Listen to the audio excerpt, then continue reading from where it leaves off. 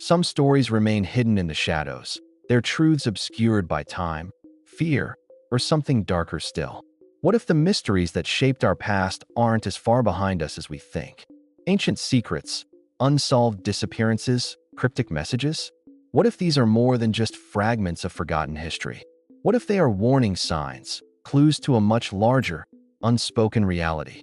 Tonight, we embark on a journey into the darkest corners of human history. The secrets we uncover may change everything you thought you knew. So, sit back, brace yourself, and let's dive into 3 hours of the darkest mysteries in history. The year 536 AD is etched in history as one of the most unusual and unsettling periods in the ancient world. The sun, which had always been a symbol of life and warmth, disappeared behind a veil of darkness. For over a year, the skies were veiled in an eerie, persistent gloom. Daylight fails to penetrate the thick, opaque cloud. People in cities across the Eastern Roman Empire in what we now call Palestine, Rome, and beyond were left to wonder if this was an omen, a punishment, or something more cosmic in nature. The darkness was not the result of a solar eclipse, which typically lasts only hours. This was a strange and prolonged event, lasting for months, plunging entire regions into an early twilight. Historical texts from Byzantine historians such as Precious describe the sun as dimmed and lacking its usual brilliance, casting a pall over the world. It wasn't just the absence of light. Temperatures plummeted. A cold spell set in across much of the northern hemisphere, leading to crop failures, famine, and widespread suffering. The climate shifted. The most immediate and accepted explanation for this phenomenon was a volcanic eruption. In 536 AD, a massive eruption, likely from a volcano in what is now Iceland or the nearby regions, spewed vast amounts of ash and aerosols into the atmosphere, blocking sunlight. Modern science confirms that volcanic activity can disrupt the Earth's climate, but the scale of this event remains a mystery. Some have even speculated that this eruption was no ordinary volcanic event, but perhaps the most significant of the last 2 millennia. Its effects rippled across the globe as recorded in the annals of history. In the Middle East, the darkness was so profound that it was said to have lasted for more than a year, and the aftermath left civilizations struggling to survive. However, not all explanations are so clear-cut. While the eruption theory is widely accepted, there are fringe ideas that continue to stir debate. Could this dark sun event have been more than just a natural disaster? Some scholars, blending history with a touch of speculative theory, suggest that ancient civilizations may have encountered something far more complex. Perhaps they wonder, the darkness was a sign of divine intervention, a warning of some kind. Was it, as some medieval interpretation suggested, the end of days in their religious context? And what of the impact on the people who lived through it? The survivors wrote of their fear, their prayers, and their struggle to comprehend the forces at play. Did they believe it was the wrath of an unseen force, or did they merely understand it as an extraordinary, albeit natural, occurrence? Creepiest mentioned how the people of Bantium saw this darkening as a punishment for their sins, though this was merely one interpretation among many. Yet the question remains, why did the darkness persist for so long? Could there have been other less understood forces involved? Theories range from astronomical events, perhaps some alignment of celestial bodies causing a rare atmospheric disturbance, to more mystifying suggestions of cosmic anomalies. And there is still the question of the famine that followed. The cold snap and the failure of crops around the world resulted in widespread hunger. Some historians claim this marked the beginning of the global cooling that would span the next several centuries, contributing to a slower, colder world. The dark sun wasn't just a moment of strange lightlessness, but a catalyst for a cascade of catastrophic events that rippled across cultures and empires. What happened in 536 AD was a phenomenon that defies easy explanation. Was it merely a volcanic eruption? Or were there other unrecognized forces at work? Was it a natural disaster? Or could it have been something far more profound, a harbinger of changes that humanity was not yet prepared to understand? The answers, it seems, remain just beyond our grasp. The mystery of the Dark Sun event continues to haunt those who seek to understand what really occurred during that brief but impactful moment in history. Could this ancient darkness still hold secrets we are yet to uncover? Only time will tell. As the sun set over the ancient city of Carthage in North Africa, the streets, usually alive with merchants and travelers, were eerily quiet. The hum of daily life had been silenced, replaced by the muffled steps of those still able to walk and the distant wail of mourning. For years, the plague of Cyprine ravaged the Roman Empire, sweeping through its cities and villages, leaving destruction in its wake.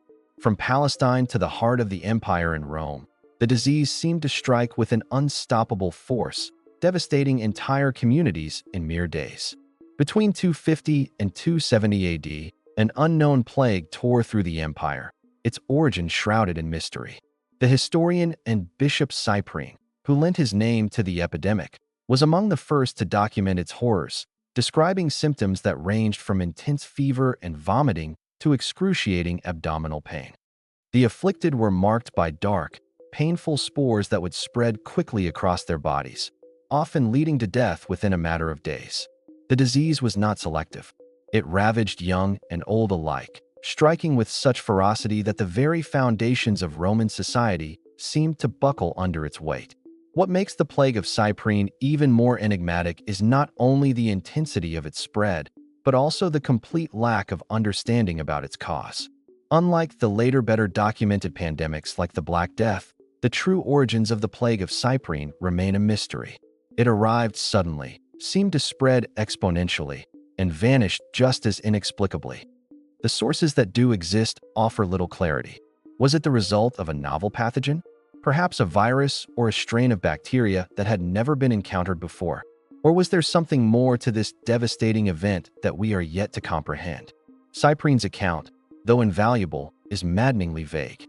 He wrote about the suffering, the fear, and the chaotic breakdown of society, but he never identified the exact nature of the disease. His descriptions of the symptoms match those of various modern diseases, from hemorrhagic fevers to a form of smallpox, yet no one explanation fits all the signs perfectly. Historians have suggested a number of theories. Some argue that the plague could have been the result of a viral infection, possibly a form of smallpox or even Ebola. Others speculate that it might have been caused by a mutation of malaria, whose effects were exacerbated by the overcrowded and unsanitary conditions of Roman urban life. What is known is that the plague left a profound mark on Roman society.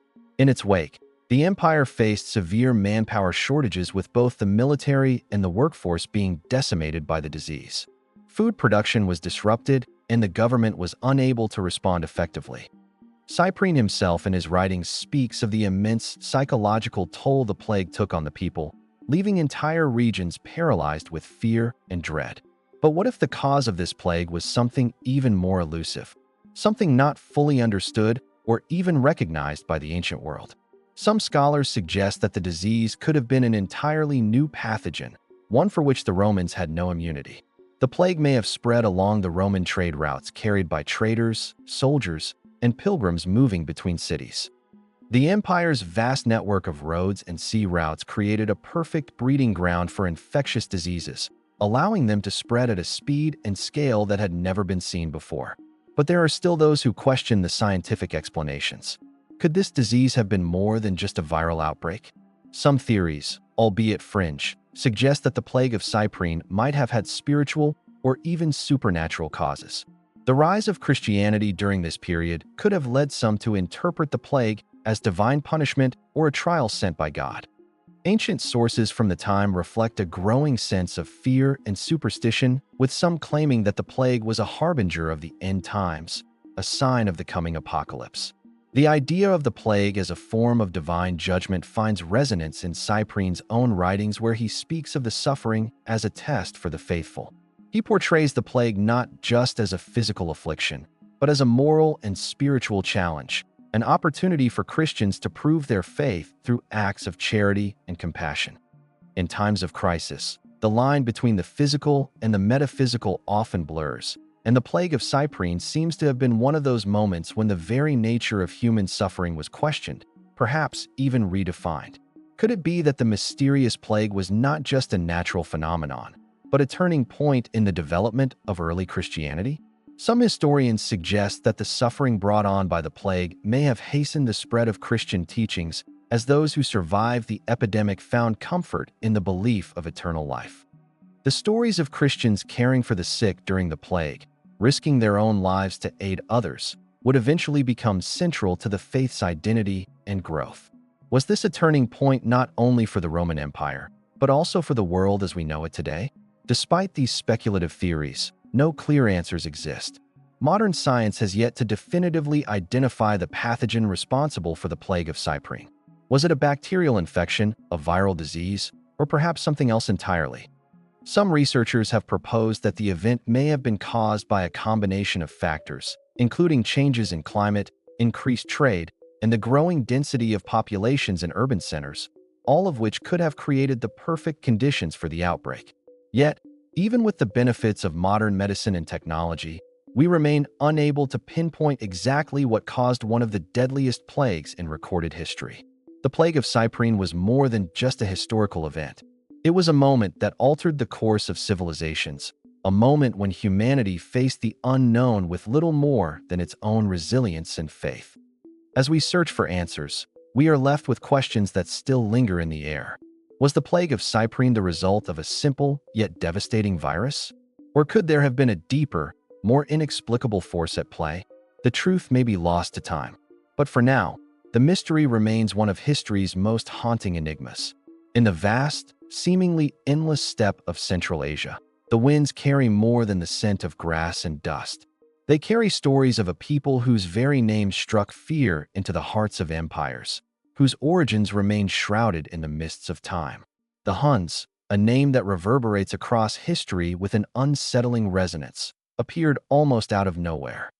Their sudden emergence altering the fate of civilizations in a way few other forces ever did. By the 4th century, the world was already familiar with the great empires that stretched across Europe, Asia, and North Africa. The Romans held sway in the west, and the mighty Persian Empire loomed in the east.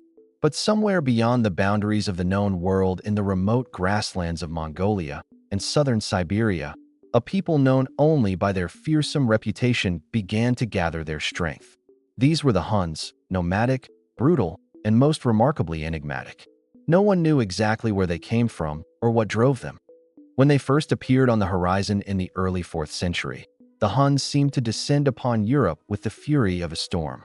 Their invasion of the Eastern Roman Empire in the 5th century would go down in history as one of the defining events of the era. Led by their legendary chieftain, Attila, the Huns would push deep into Roman territory, laying waste to cities and empires, earning a reputation as the scourge of God. Yet long before they became an unstoppable force in the West, the question remained: who were the Huns and where did they come from? The Huns did not emerge from a vacuum. They were part of a broader web of nomadic tribes that had been roaming the vast steppes of Central Asia for centuries, long before they set their sights on Europe. But the origins of the Huns themselves remain remarkably difficult to trace. There are no written records from the Huns themselves. Their history was chronicled only by those who came after them, those who feared them, and at times sought to understand them. What we know comes from a mixture of fragmented historical accounts, archaeological evidence, and conjecture. One of the earliest references to the Huns comes from the Roman historian Ammianus Marcellinus, who described them as a terrifying, barbarous people who arrived suddenly from the lands beyond the Alans. But what exactly did he mean by this? The Alans were another nomadic group living in the steppes to the north of the Black Sea, and their proximity to the Huns suggests some possible connection. However, there is no consensus among historians about whether the Huns originated from the Alans, the Scythians, or some entirely different ethnic group. Some scholars suggest that the Huns were a composite people, a mix of various nomadic groups who came together over time, united by the pressure of external forces and the need for survival. As the climate in Central Asia became harsher, driven by periods of drought and changing environmental conditions, nomadic tribes found themselves pushed further westward, seeking new land and opportunities. The Huns, many believe, may have been the result of such a convergence, an amalgamation of Turk, Mongolic, and even Iranian-speaking tribes, all of whom shared a common way of life. The mastery of horseback riding, the use of the bow and arrow, and the ability to survive in some of the harshest climates on Earth. Another theory suggests that the Huns might have come from the region near the Alai Mountains, a rugged area where the borders of modern-day Russia China, and Mongolia converge. This location is significant because it was a crossroads of various nomadic peoples, and it would have provided an ideal base for the Huns to develop their unique culture. From here, they could have swept westward across the Eurasian steppes, carving out their place in history as they did so. But while the physical origins of the Huns are difficult to pin down, there is something even more elusive about their rise to power. What was it that made the Huns so distinct, so fearsome in battle, and so capable of overturning entire empires? Some historians point to their exceptional military tactics, which were centered around their unparalleled skills as horsemen and archers.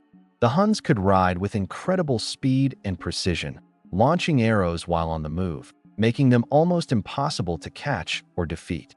Their armies were highly mobile, able to strike at any target with terrifying speed and vanish before their enemies could respond. However, there are other more speculative theories that explore the psychological and cultural reasons behind the Huns' remarkable success.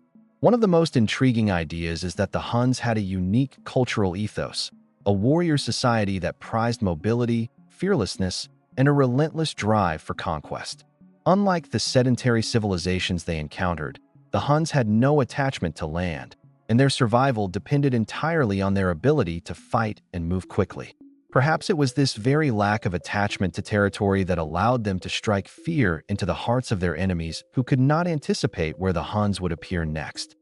What is perhaps most curious is the way in which the Huns seemed to appear so suddenly. Unlike other peoples whose migrations were often gradual and well documented, the Huns seemed to arrive as if out of nowhere. One day, the empire of the Scythians and other Central Asian tribes dominated the steppes, and the next the Huns emerged, sweeping across the land with a momentum that left little room for opposition. Were the Huns simply waiting for the right moment, biding their time until they had the strength to strike? Or was their sudden rise to power the result of some unexpected event, an environmental catastrophe, a military innovation, or the sudden leadership of a figure like Ayla? Could it have been that the Huns, like many other nomadic groups, were reacting to pressures outside their control, climate shifts, the collapse of neighboring empires, or even the emergence of new trade routes that opened up opportunities for raiding and conquest? Or was there something else at play, something more mysterious that propelled them forward into the heart of the Roman Empire? What remains undeniable is the legacy of the Huns, whose violent expansion forever altered the course of history. But the question of their origins, the how and why of their rise, remains a subject of intrigue and speculation. The Huns were not merely invaders. They were a force that shaped the world, and in their wake entire civilizations were forced to adapt or perish. So as we continue to explore the mysteries of the Huns, we are left to wonder what drove them. What mysterious forces, cultural or environmental, brought these fearsome warriors from the remote steppes into the heart of Europe? And what secrets about their origins and their rapid rise to power remain hidden in the sands of time? The answers perhaps lie somewhere in the windswept plains of Central Asia, waiting to be uncovered. But for now, the mystery remains. In the heart of the vast Sahara Desert, where the sun burns relentlessly by day and the winds whip the dry earth into swirling clouds of dust, there lies the forgotten remnants of a once great civilization, the Garamantes. The ruins scattered across the modern-day Libyan desert are the silent witnesses to a culture that thrived for centuries only to disappear without a trace. These enigmatic people, whose name has long echoed through the corridors of history, built one of the most sophisticated and mysterious societies of the ancient world. Yet as swiftly as they rose, the Garamantes vanished, their civilization crumbling into the desert sands. But what led to the collapse of this remarkable empire? The Garamantes inhabited a region that was a far cry from the lush, fertile lands of the Nile or the Greek-Roman world. Instead, they lived in the harsh, unforgiving environment of the Libyan desert, an arid and inhospitable place that seems an unlikely cradle for any great civilization. Yet, against all odds, the Garamantes thrived. They developed advanced irrigation systems to channel water from deep underground aquifers, creating a network of oases and cultivating crops in the desert. Their capital, Garama, was a bustling city surrounded by fortified walls, and their territory stretched across vast swaths of the Sahara, making them a key player in the trans-Saharan trade networks. The Gamontes were not just survivors in a desert. They were masters of it.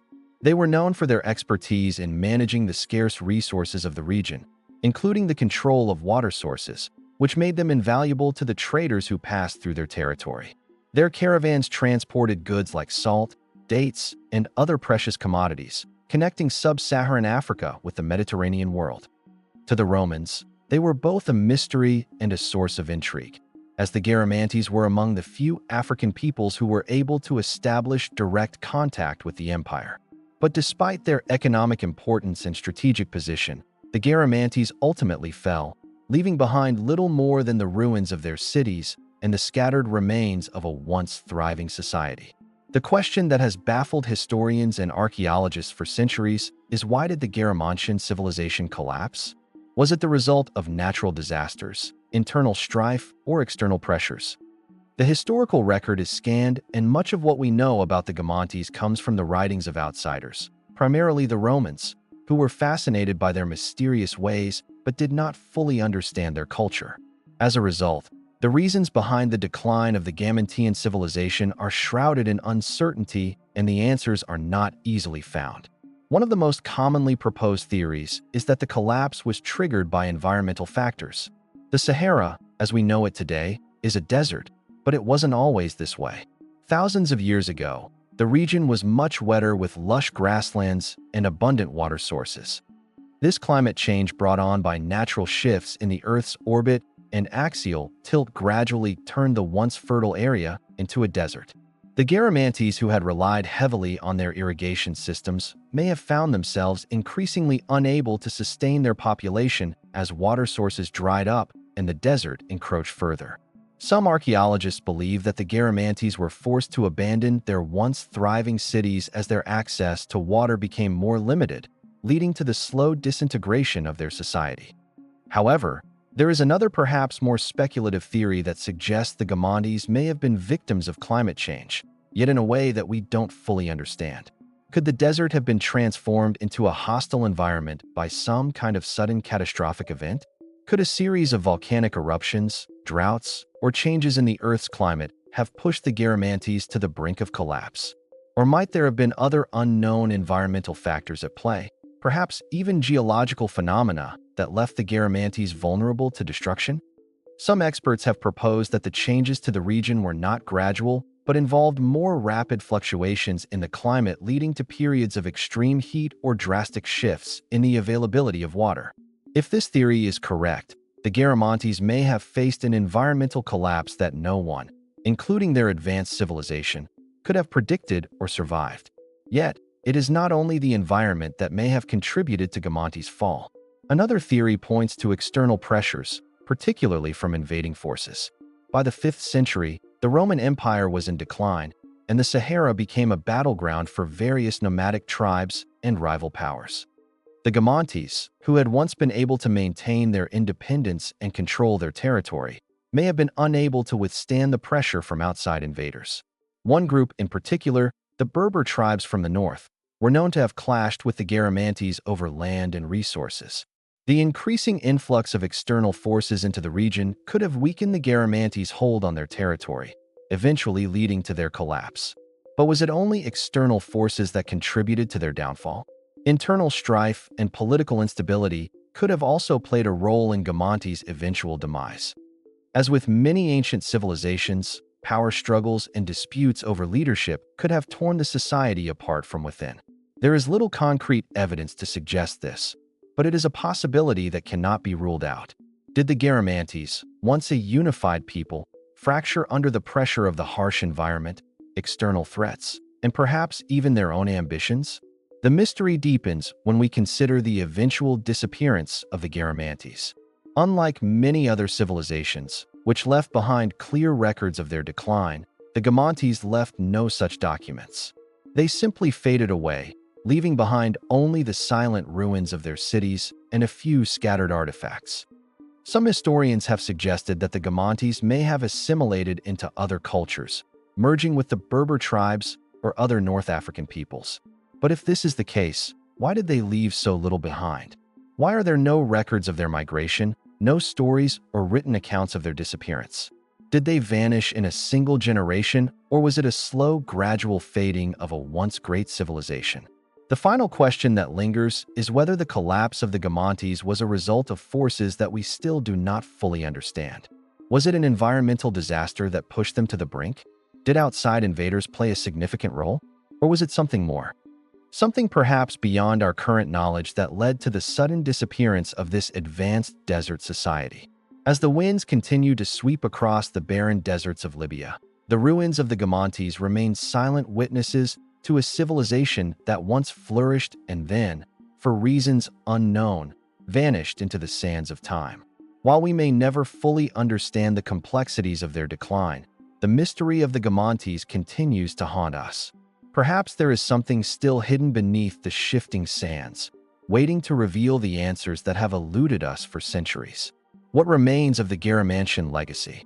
And what other secrets lost to history still lie buried in the desert? High above the banks of the Euphrates River in what is now Syria lies the ancient city of Dura Europos, a place whose mysterious end continues to puzzle historians and archaeologists.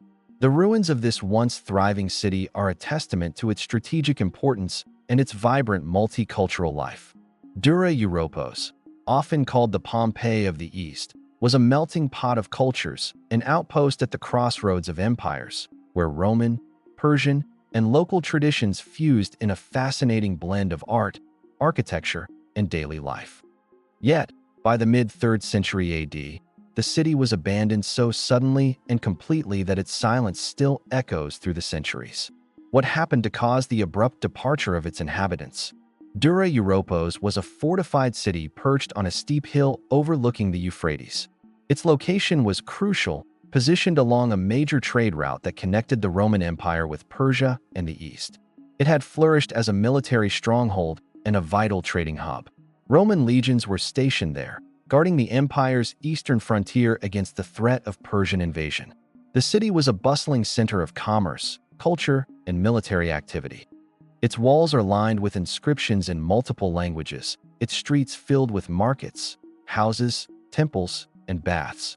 Yet, despite its apparent prosperity, something unimaginable happened. By the middle of the 3rd century, the city was abandoned. The cause of this sudden departure remains one of the greatest mysteries in ancient history. The archaeological record offers tantalizing clues, but no definitive answer. Was it the result of an external military threat? Was it environmental factors, a natural disaster, or an epidemic? Or was there something more mysterious? Something hidden in the city's ancient bones that could explain the disappearance of Dura Europos and its people. The first sign that something was wrong comes from the city's remarkably preserved archaeological remains. When excavations began in the early 20th century, archaeologists discovered that much of Dura Europos had been abandoned so quickly that some buildings still contained furniture, tools, and even food. But what stands out most are the walls of its structures, many of which were inexplicably sealed. The entrance to one of the most important buildings, the Roman military barracks, was blocked up as though the inhabitants had intended to return but never did. In other parts of the city, objects were left behind in a hurry, as if the people had abandoned their homes overnight. So, why would a thriving city be so suddenly abandoned? The answer, as we will see, is far from clear. One of the most commonly accepted theories points to a military threat from the Sasanian Persians who were in the midst of an expansionist campaign in the region. In 256 AD, the Persian Empire launched a massive assault on Roman territories along the eastern frontier. Dura Europos, which had been a key Roman stronghold, was likely a prime target. The city's strategic location made it an important military base, but it also made it vulnerable to attack. Roman records suggest that the city's defenders fought valiantly to hold off the Persian siege. Archaeological evidence supports this with the discovery of a large number of Roman military artifacts and weapons, as well as evidence of intense combat along the city's walls. However, the ultimate fate of the city is more ambiguous. The walls of Dura Europos show signs of heavy damage, but there is no definitive evidence that the Persians captured the city outright. What makes the story of Dura Europos even more mysterious is the fact that there is no clear record of the city's fall. There are no inscriptions or accounts from the time that describe a siege or a battle, and Roman historians of the period make no mention of Dura Europos's abandonment. This absence of direct historical evidence has led some to question whether the Persian threat was the only factor in the city's sudden desertion. Could there have been other more unforeseen factors at play? Some suggest that the city's abandonment may have been linked to an internal crisis such as political instability, economic collapse, or even an outbreak of disease that made life in Dura Europos untenable even before the Persians arrived. An alternative theory, though more speculative, posits that the city's downfall could have been caused by a natural disaster. Earthquakes were not uncommon in the region, and some archaeologists have suggested that a powerful tremor may have struck Dura Europos around the time of its abandonment. Evidence of structural damage in the form of collapsed buildings and crumbled walls has been found at the site, which could be consistent with the effects of an earthquake. If such a disaster struck suddenly, it could have forced the inhabitants to abandon the city in haste, particularly if it rendered the defensive walls and military structures vulnerable. In the absence of conclusive evidence of a siege, this theory offers an intriguing possibility that Dura Europos was not abandoned due to enemy attack, but rather as a result of a natural catastrophe that made it impossible for the inhabitants to continue living there. Yet, there is another layer to this puzzle, one that continues to captivate researchers. The city's rapid desertion is accompanied by evidence of widespread ritual activity and a sense of dislocation. For instance, in the city's famed synagogue, a wealth of religious artifacts, including fresco and inscriptions, was left behind untouched. These images of Jewish worshippers set against the backdrop of a vibrant community suggest that Dura Europos may have been a place of cultural and religious diversity. Alongside the Roman military presence, there were Christian and Jewish communities, each contributing to the city's unique cultural fabric. Some scholars believe that Dura Europos's sudden abandonment may have been linked to a profound social or spiritual upheaval, one that left its people unable or unwilling to stay. And then there is the enigmatic discovery of what may be one of the earliest Christian frescoes found in a small house church in the city. The existence of such religious imagery in a Roman frontier city raises the possibility that the Christian community in Dura Europos had begun to establish itself at a time when the Roman Empire was still largely pagan. Could the city's abandonment have been precipitated not by military or environmental factors, but by the social tensions that arose from the increasing presence of Christianity? Was there a religious divide perhaps between the increasingly powerful Christian community and the traditional Roman military leadership that contributed to the decision to leave? But even with all the theories, the truth remains elusive. The sudden abandonment of Dura Europos is one of those rare historical events that continue to defy a singular explanation. Was it the threat of Persian invasion, a natural disaster, or the collapse of social order that caused the city to be left in its prime? Or, as some suggest, were there other, more mysterious forces at play? Forces that are simply beyond our current understanding of the ancient world. As we sift through the layers of history, one thing is certain. Dura Europos remains a haunting mystery. It is a place frozen in time where questions outnumber answers, and where the echoes of its sudden abandonment continue to reverberate. What happened here in the mid-3rd century? And what secrets about the ancient world are still waiting to be uncovered beneath its silent ruins? Somewhere in the dense forests and marshes of ancient Britain, where the cold mists linger and the wind whispers through the trees, an entire Roman legion vanished from history. The 9th Legion, or Legio IX Hispana, was one of the most renowned units in the Roman army, boasting a long history of service and victorious campaigns. Yet by the early 2nd century AD, this once proud legion seemingly disappeared without a trace. The mystery surrounding its vanishing has intrigued historians for centuries. And despite the wealth of written records from the Roman Empire, no one knows for certain what happened to it. How does an entire legion, nearly 5,000 soldiers, simply cease to exist? The last confirmed location of the 9th Legion is in the northern frontier of Roman Britain, somewhere near what is now Scotland during the reign of Emperor Hadrian. The legion had been stationed there as part of the Roman military's efforts to secure their grip on the wild and rebellious territories of Britain. This was a time of heightened tension between the Roman Empire and the fierce Celtic tribes who fought fiercely for their independence, particularly the Caledonians, who were never fully subjugated by Roman rule. The Roman Empire, determined to extend its reach, had built a network of forts and defensive walls, with Hadrian's Wall being the most famous among them, marking the northernmost limit of Roman Britain. The Roman Ninth Legion's last known campaign took place in the early 2nd century during a period of great conflict in the Roman province of Britannia. The legion was sent north of Hadrian's Wall to confront a large confederation of rebellious tribes. After that, however, it simply vanished from the historical record. The next mention of the Ninth Legion is a chilling absence. There is no further reference to it in any Roman documents and no indication of what became of its soldiers. Its fate is left to speculation, and this silence has sparked countless theories over the centuries. One of the most widely accepted explanations is that the Ninth Legion was defeated in battle by the native Caledonian tribes. Some ancient sources suggest that the legion was engaged in a fierce campaign in the wilds of northern Britain, far from the safety of the Roman settlements. The legions, consisting of infantry, cavalry, and support staff, could have been ambushed in a surprise attack. The rugged terrain of northern Britain, dense forests, marshy land, and unpredictable weather would have made it easy for a well-coordinated enemy to inflict significant damage, especially if they were familiar with the terrain. Could the Ninth Legion have been overrun in a large-scale ambush? Their soldiers cut down in the chaos of battle with the remains of their military equipment scattered across the wilds.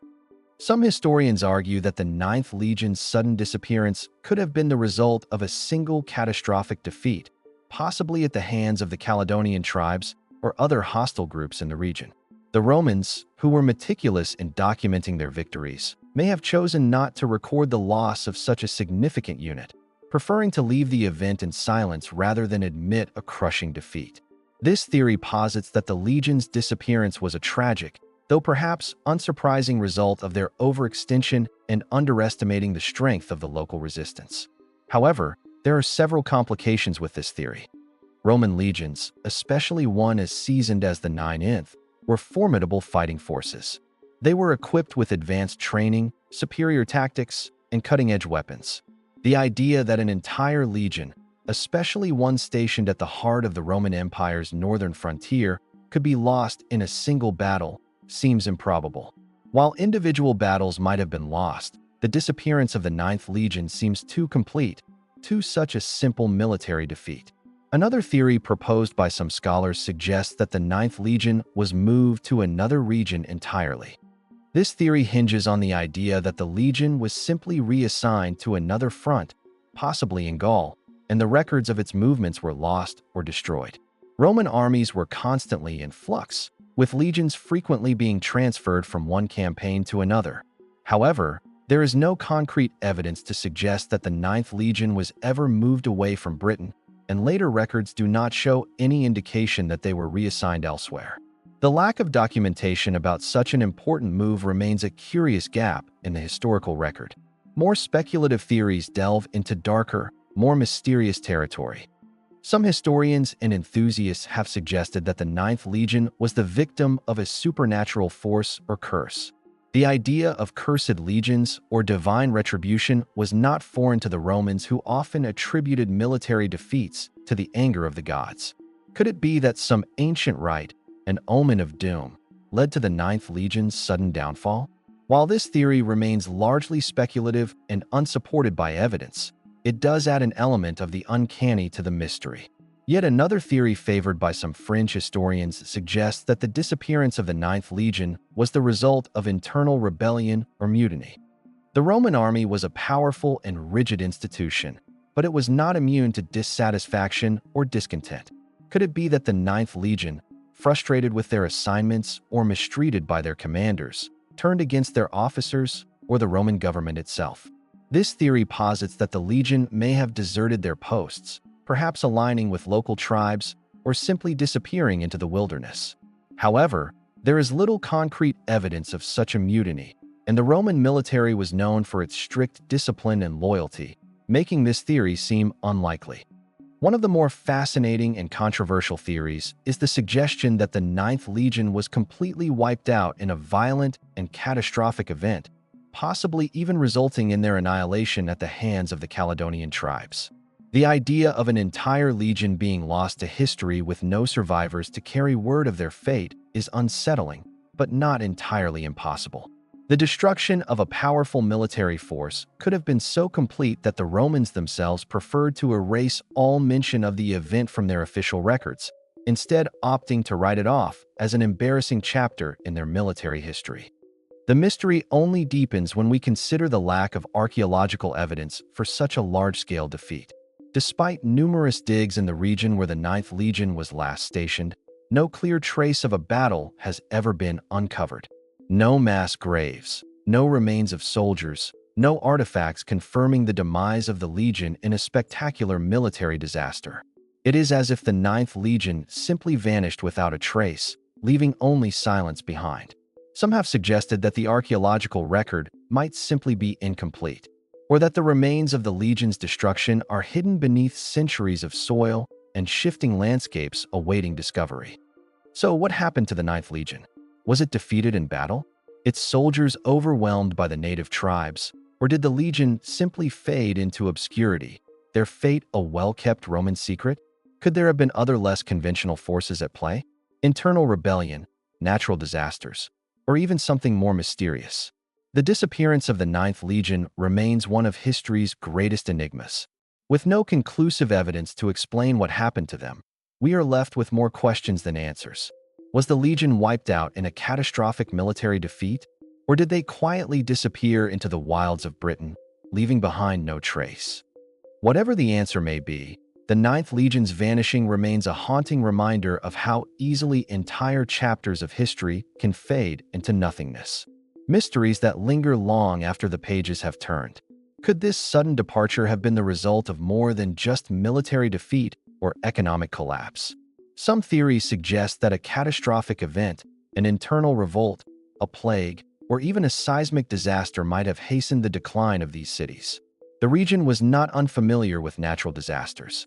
The early 5th century coincided with some periods of heightened seismic activity in the Mediterranean and nearby regions, and some scholars suggest that earthquakes or other geological events could have shaken the confidence of the Roman settlers. But like many theories surrounding this mystery, no definitive evidence supports the idea of a natural disaster. The lack of clear physical damage from such events in the archaeological record makes it difficult to conclude that a singular catastrophic force was responsible for the rapid disintegration of urban life. Another possibility, more speculative but still intriguing, is the theory of a social and cultural shift. The decline of Roman Britain was not just the result of a power vacuum. It may have also been a response to the changing social order in the wake of Roman departure. As the Roman Empire's hold weakened, local British communities may have chosen to return to more familiar pre-Roman ways of life. Roman urban culture, with its wealth, political hierarchy, and reliance on imperial order, could have begun to feel less appealing in the absence of Roman protection. Could the people of Roman Britain have deliberately chosen to abandon their cities in favor of rural agrarian lifestyles? Could this be the beginning of the process that would later be described as the Dark Ages? This theory gained some traction when we consider the socio-political context of the 5th century.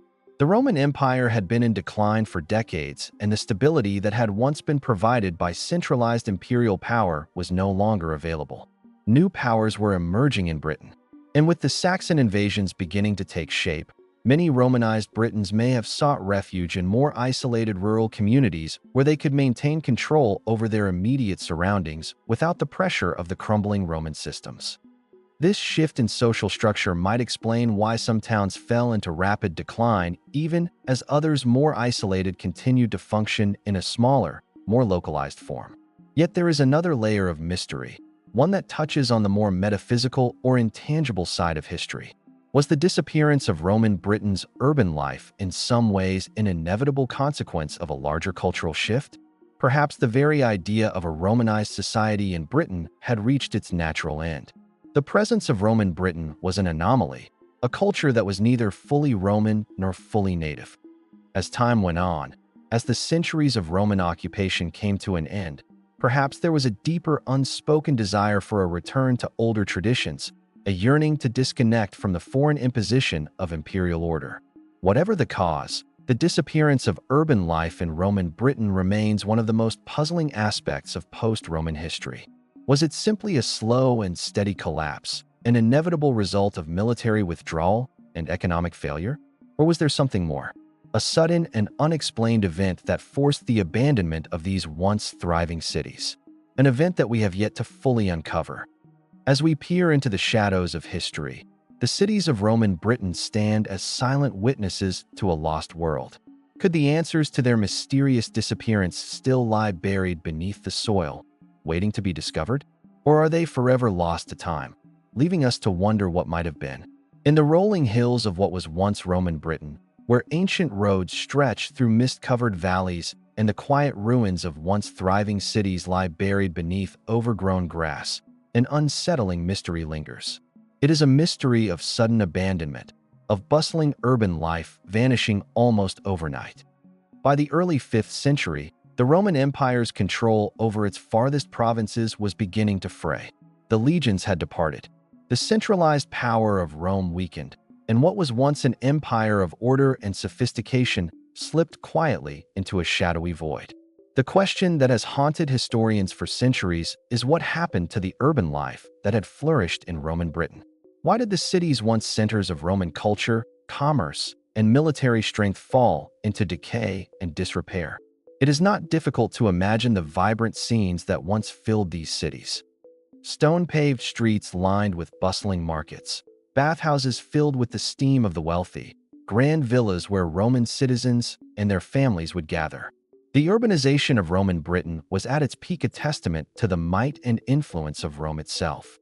Cities like Londinium, modern-day London, Verilium, St. Albans, and Camulodunum Colchester were major urban centers, each one intricately linked to the Roman world through trade, governance, and military presence.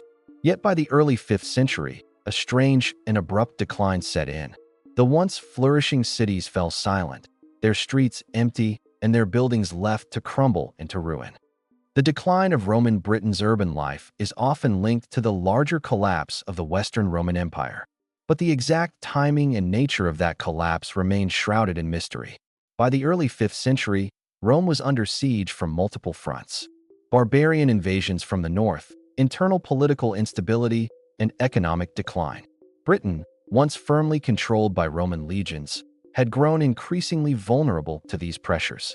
In 410 AD, the Roman Emperor Honorius famously issued an edict instructing the Britons to look to their own defenses.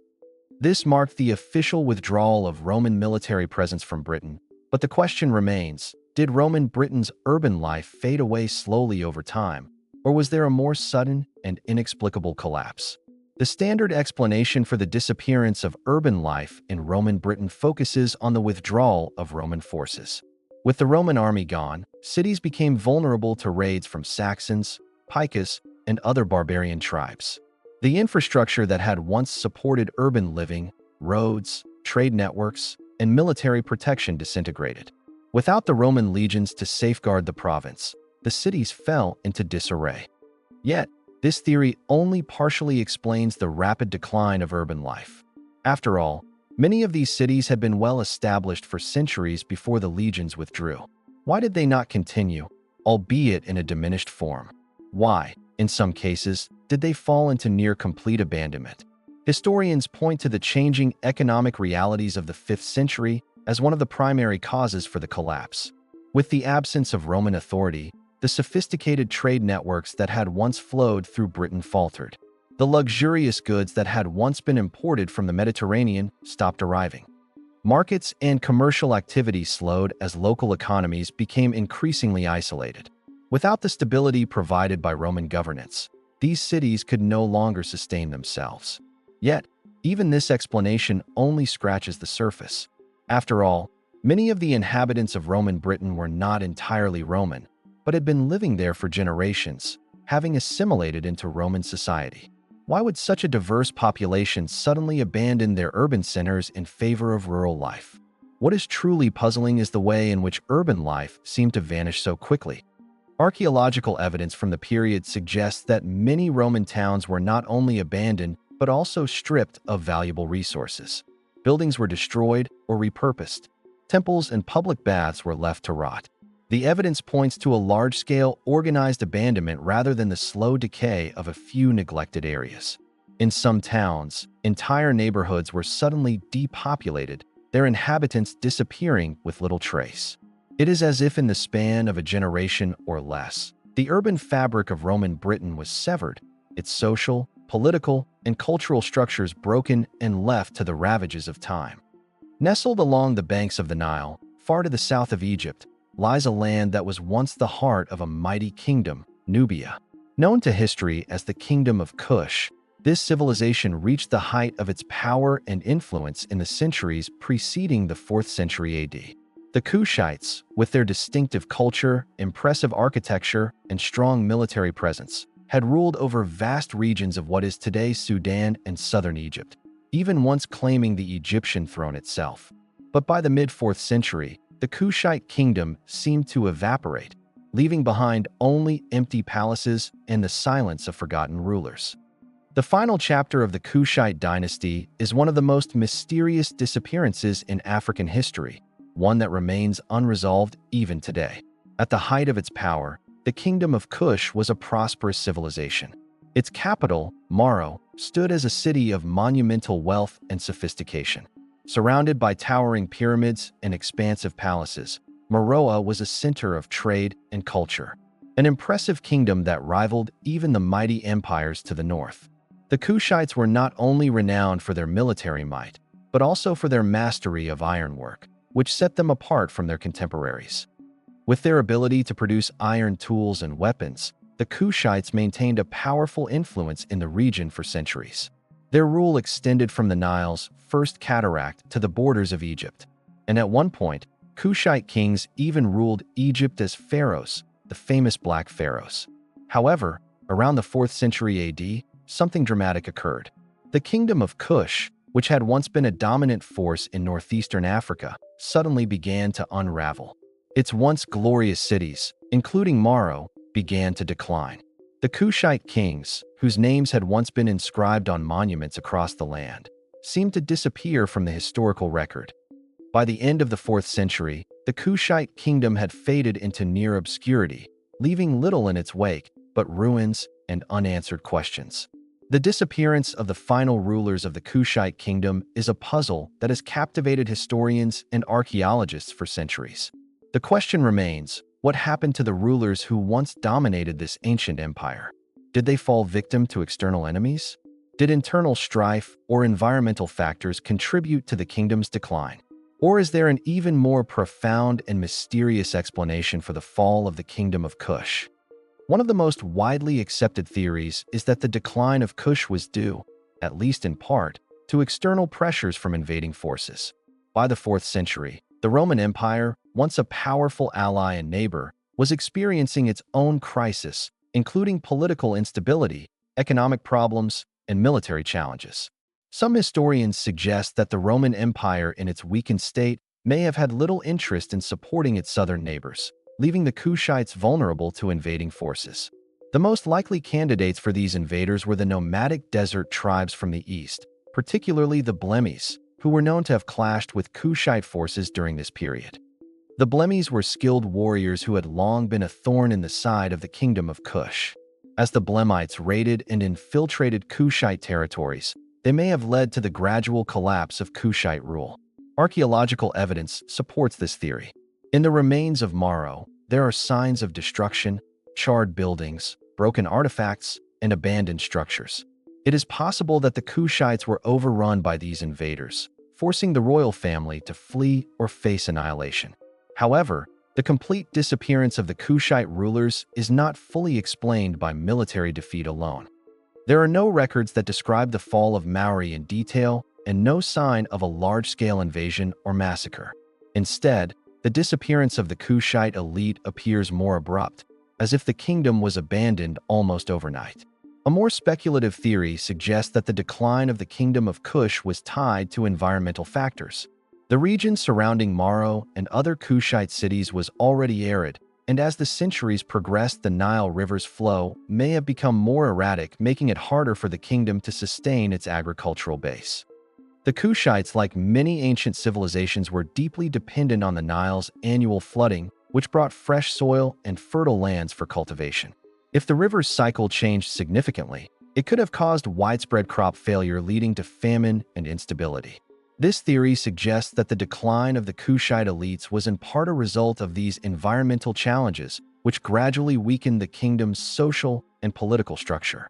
Yet environmental factors alone don't explain the sudden and complete disappearance of the Kushite rulers.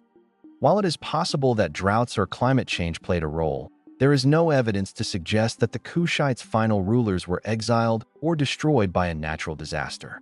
Some have proposed that internal factors such as political unrest or succession disputes could have led to the kingdom's collapse. As the Kushite kings began to lose their grip on power, factions within the royal family or among the nobles might have fought for control, contributing to the kingdom's fragmentation. But there is another, even more fascinating theory: the possibility that the disappearance of the Kushite rulers was the result of a deliberate self-imposed retreat. This theory posits that rather than succumbing to outside forces or environmental pressures, the Kushite royal family may have chosen to abandon their urban centers and withdraw from history. Could the rulers have simply decided to relinquish their power, fleeing into the deserts or deep into the southern heart of Africa to escape the turmoil of the changing world around them? There is some evidence that suggests the Kushites may have continued to exist in some form beyond the collapse of their urban centers, possibly merging with neighboring groups or fleeing to remote regions where their culture could continue without the pressures of external and internal conflict. This theory is supported by the fact that many of the remnants of the Kushite civilization, such as the distinctive pyramids of Maro, remain largely undisturbed even centuries after the kingdom's supposed collapse. Unlike many other ancient civilizations which left behind written records or lasting monuments to their defeat, the Kushites left no such indicators. Instead, their decline seems to have been silent without the usual fanfare of a fallen empire. The Kushite rulers may have intentionally erased their own legacy, leaving only fragmented evidence for later generations to puzzle over. In the end, the disappearance of the final rulers of the Kingdom of Kush is a mystery that still eludes us. Was it the invasion of the Blemites or some other foreign power that led to their fall? Did environmental changes, such as droughts or shifts in the Nile, drive the kingdom into collapse? Or did the rulers of Kush, perhaps weary of maintaining power or unwilling to face the uncertainty of their world, disappear on their own terms? The answer may never be fully known, and the fate of the Kushite kingdom's last rulers will likely remain one of history's most enduring mysteries.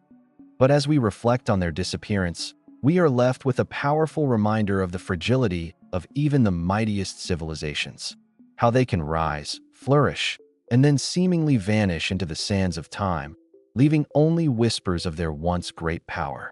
What remains of the Kingdom of Kush is a silent echo, an enigma that asks us to consider what other hidden stories the earth might still be holding from a forgotten past.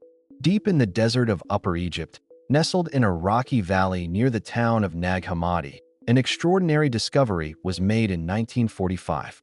It was a discovery that would send shock waves through the world of archaeology, religion, and history.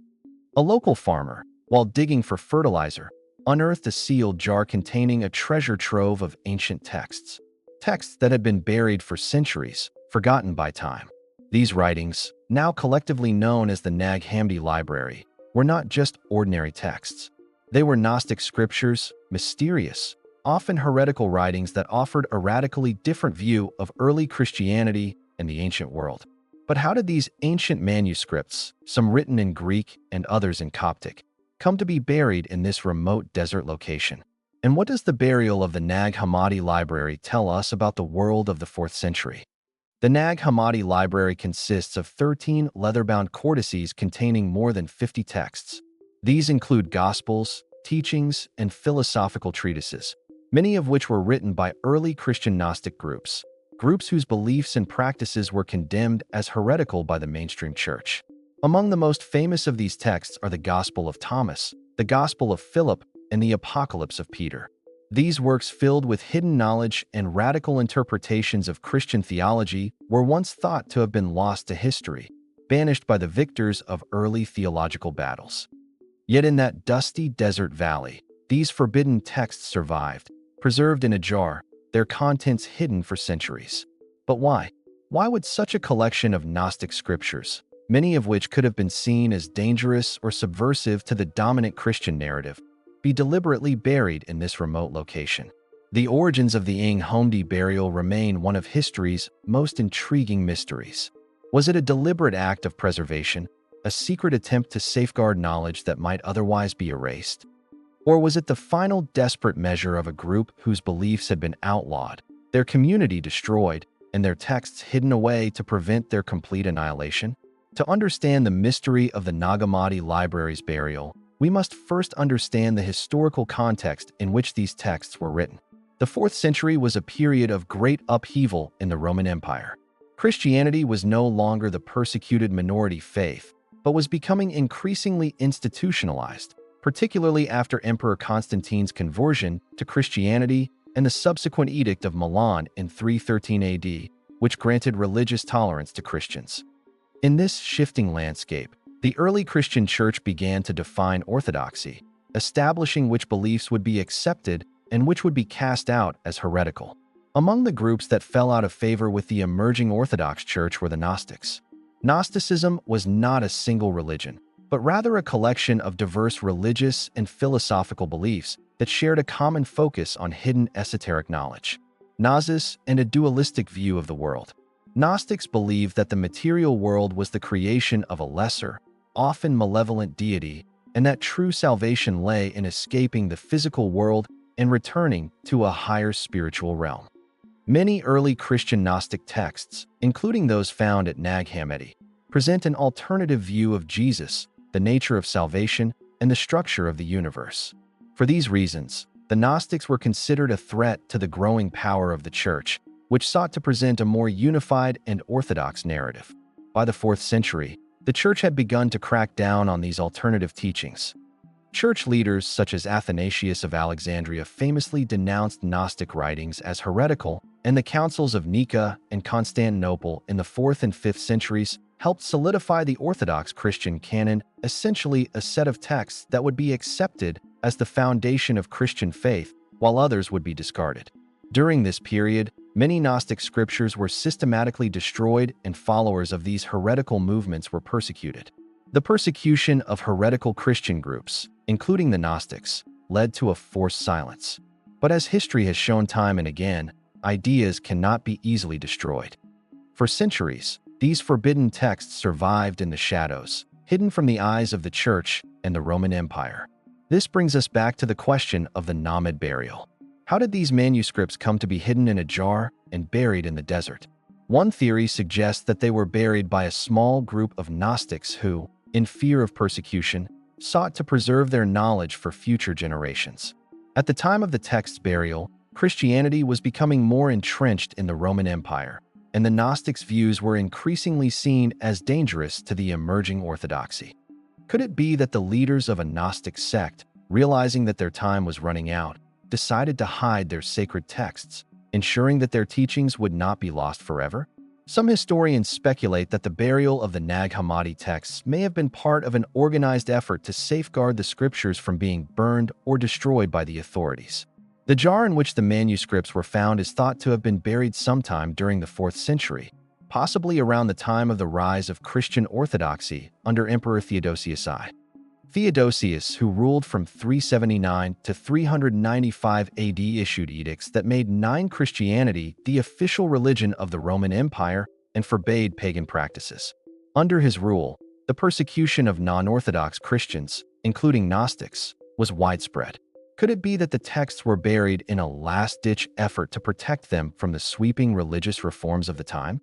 But if this was an intentional act of preservation, why were the texts not better hidden?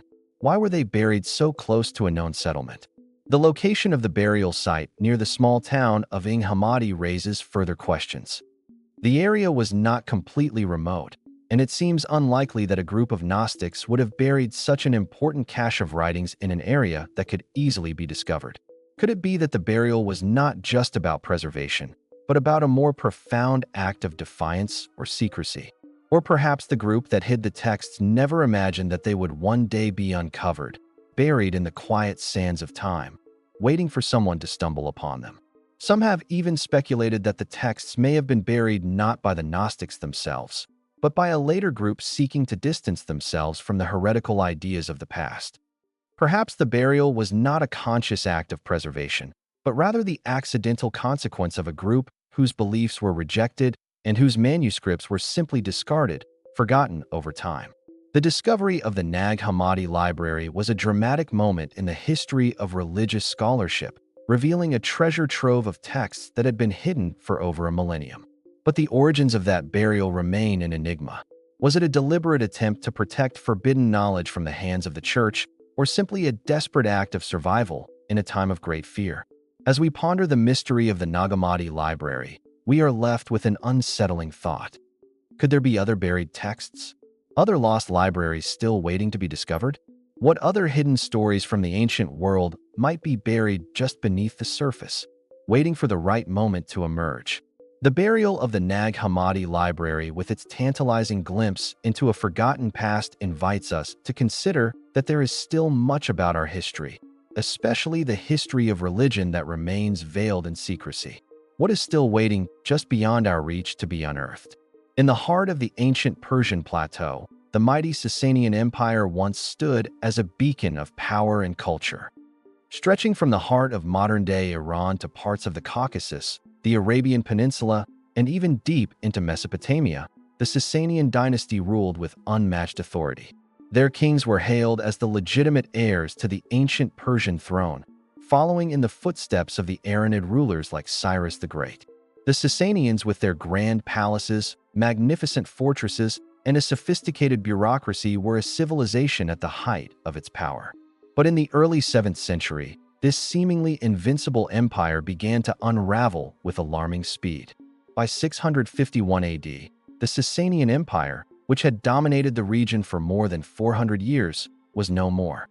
In just a few short decades, it fell to the Arab forces of the Rashidun Caliphate, marking one of the most sudden and dramatic collapses in world history.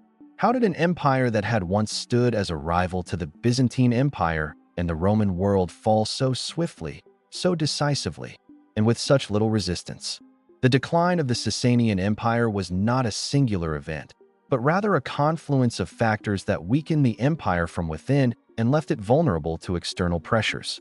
The last great king of the Sasanians, Khosrow II, initially seemed poised to lead the empire to even greater glory.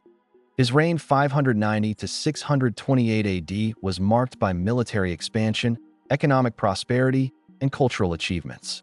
But it was also a time of instability as internal divisions within the empire began to take their toll. Khosrow II's military campaigns were both ambitious and costly. His wars against the Byzantine Empire, particularly the campaign to avenge his father's death, had initially brought him significant territorial gains. At the height of his success, Khosrow's empire stretched from the Byzantine frontier in the west to the borders of India in the east. However, the very wars that solidified his power also strained the Sasanian economy and military. The empire's resources were drained, and the constant military campaigns took a toll on the empire's infrastructure and morale. The Sasanian Empire, despite its grandeur, was also plagued by internal strife. The imperial court was often a place of intrigue, with royal succession struggles, power struggles between the nobility and military elites, and growing discontent among the lower classes. As the empire expanded, it became increasingly difficult to manage such a vast territory, and the central authority in Ctesiphon, the capital, found it difficult to maintain control over its far-flung provinces. Then in the early 7th century, something changed. Something that, for all the complexities of the Sasanian decline, is still not fully understood. The empire was struck by an unexpected series of calamities. The devastating defeat at the Battle of Nineveh in 627 AD against the Byzantine Empire, the death of Khosrow II in 628 AD, and the rise of internal rebellions. But it was the rise of the Arab Caliphate that would ultimately seal the fate of the Sasanian Empire. By the time the Arab forces united under the banner of Islam arrived in Sasanian territory, the empire was already weakened, fragmented, and reeling from the loss of its most powerful ruler. The Arabs, led by commanders such as Khalid ibn al-Walid, moved swiftly across the desert and into the heart of Canadian territory. The The Cassanian armies, despite their experience and training, were no match for the speed, strategy, and unity of the Islamic forces. One by one, the great cities of the Sasanian Empire, including Ctesiphon itself, fell to the invaders. In 651 AD, the final blow was dealt with the death of the last Sasanian ruler, Yazdar III, who was assassinated after a short reign, and the Sasanian Empire officially dissolved. While the fall of the Sasanian Empire to the Arab forces is well documented, the exact causes of the empire's rapid decline in the decades leading up to its fall are more elusive. Was it simply a case of military overextension, economic mismanagement, and internal decay? Or was there something deeper at play? One of the most intriguing theories posits that the Sasanian decline was hastened by a series of environmental factors, including climate change. Recent studies suggest that in the centuries leading up to the empire's fall, the region experienced significant climate fluctuations. The period from the 6th to the early 7th century was marked by a trend of cooling, which led to crop failures, famine, and economic hardship. The agricultural base of the empire, which had long been the foundation of its prosperity, began to erode. The Sasanian economy, already burdened by the cost of wars and the demands of maintaining an extensive military, struggled to cope with these environmental stresses. Could the Sasanian Empire have been undone at least in part by a series of natural disasters and ecological shifts that were beyond the control of its rulers? At the same time, there is evidence that internal divisions played a significant role in the empire's decline. The Sasanian court was rife with infighting as various factions within the aristocracy vied for power. The imperial family itself was caught in a struggle for control, and many rulers were unable to maintain the loyalty of their military commanders. This infighting weakened the cohesion of the empire and made it more susceptible to external threats. Could the internal divisions within the empire have made it impossible for the Sasanians to mount an effective defense against the rising Arab threat? Another theory, which remains speculative, is that the Sasanian Empire may have suffered from a loss of ideological coherence. The Sasanian state was deeply rooted in Zoroastrianism, which provided the ideological and religious justification for the rule of the kings. However, by the time of Khosrow II, Zoroastrianism itself had become somewhat institutionalized, and the once vibrant religious traditions of Persia had begun to stagnate. As the empire grew increasingly bureaucratic and militaristic, the religious and cultural vitality that had once fueled the Sasanian rise began to wane. Some scholars argue that this loss of a unifying cultural or religious vision contributed to the empire's decline. Was the Sasanian collapse in part a reflection of a civilization that had lost its sense of purpose? Despite these theories, the precise reasons for the Sasanian Empire's sudden and dramatic fall remain elusive. Was it merely the result of a combination of military defeats, economic decline, and internal strife? Or was there a deeper, more systemic failure within the empire's political, military, and cultural structures that made it vulnerable to external forces? As we look back on the rapid decline of the Sasanian Empire, we are left with many questions and few answers. The empire's fall was one of the most sudden and remarkable collapses in history, and the reasons for its demise continue to intrigue historians. Could a more cohesive and resilient Canadian state have withstood the Arab onslaught?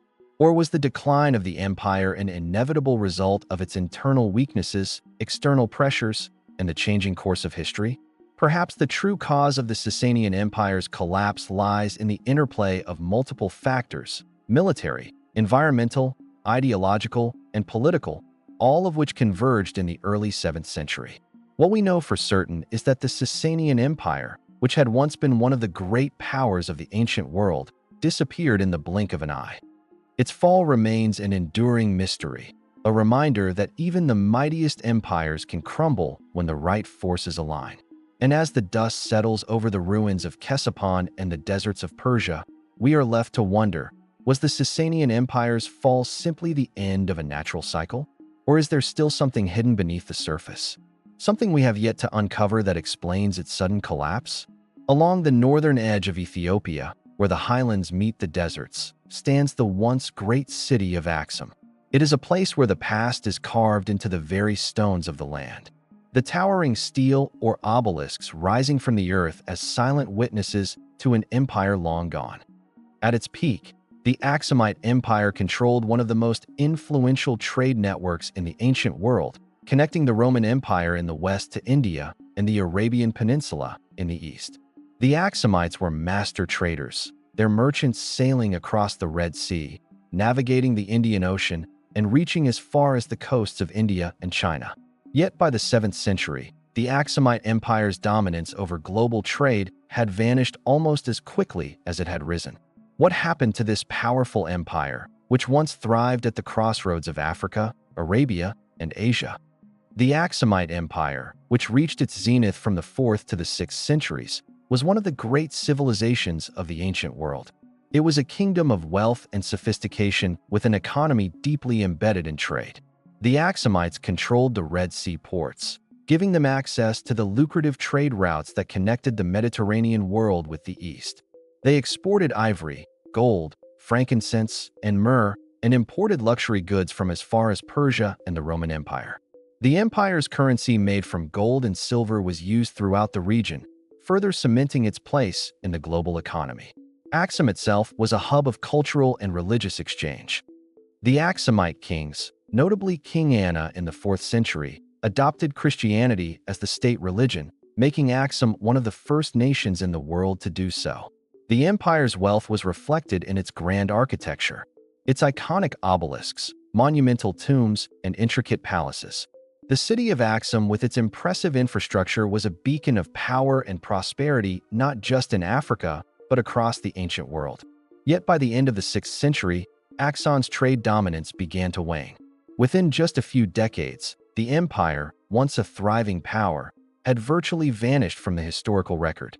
The reasons behind this dramatic decline are still shrouded in mystery. What happened to the Aksumite Empire? How did a civilization that had once controlled such a vast trade network lose its grip on the region and ultimately fade into obscurity? Several factors are commonly cited as contributing to the collapse of the Aksumite Empire, but the exact reasons remain elusive. One of the most widely accepted explanations is the rise of Islam in the 7th century. The spread of Islam across the Arabian Peninsula, coupled with the establishment of powerful Islamic trade routes, had a profound impact on the Aksumites. The rise of Islamic states along the Red Sea and the Arabian coast disrupted the established trading routes that had once connected Aksum to the wider world. As Muslim traders gained control of key ports along the Red Sea, the Aksumites found themselves cut off from their former trade networks. The once thriving trade routes, which had brought Aksum wealth and influence, began to shift away from the Aksumite kingdom. The rise of Islam did more than just change the political landscape. It also had a profound impact on the cultural and religious dynamics of the region. As Islam spread, many of the Christian kingdoms in Africa, including Aksum, found themselves increasingly isolated. The Aksumite Empire, which had embraced Christianity centuries before the rise of Islam, was left with fewer trading partners and allies. The once flourishing Christian presence in the region gradually declined as Islam became the dominant religion along the coastlines of the Arabian Peninsula and the Horn of Africa. The result was a gradual loss of influence and economic power for the Aksumites. But while the rise of Islam is certainly one factor in the decline of the Aksumite Empire, it does not fully explain the sudden disappearance of Aksumite trade dominance. Could there have been other more subtle forces at play? One theory suggests that environmental changes may have contributed to the empire's decline. The region of Aksum, like much of the Horn of Africa, has always been dependent on seasonal rains for agriculture. In the centuries leading up to the 7th century, there is evidence to suggest that the climate may have been shifting. The once fertile highlands of Aksum may have been experiencing drier conditions, leading to agricultural decline and a weakening of the empire's economic foundation. Archaeological evidence from the period supports this theory. Excavations of ancient Aksumite sites have revealed signs of agricultural collapse, including the abandonment of irrigation systems and a decline in the production of staple crops. The impact of climate change could have led to food shortages, which would have placed additional strain on the Aksumite economy. As agricultural productivity decreased, the empire's ability to sustain its population and trade networks would have been severely impacted. This environmental stress may have compounded the political and economic challenges already facing the empire, pushing it closer to collapse. Yet, Even as these environmental and geopolitical factors may have contributed to the decline of Aksumite dominance, there is still something curious about the empire's rapid fall. The speed with which Aksum lost its grip on trade and influence is astonishing. The empire, which had once been a major player on the global stage, seemed to evaporate almost overnight. Why was it that after centuries of thriving trade, the Aksumites were unable to adapt to the new political and economic realities of the 7th century? Some scholars have suggested that the Aksumites, despite their wealth and power, may have been slow to adapt to the changing geopolitical landscape. The rise of Islam and the reorganization of trade routes across the Arabian Peninsula and into the Indian Ocean may have caught the Ammonites off guard.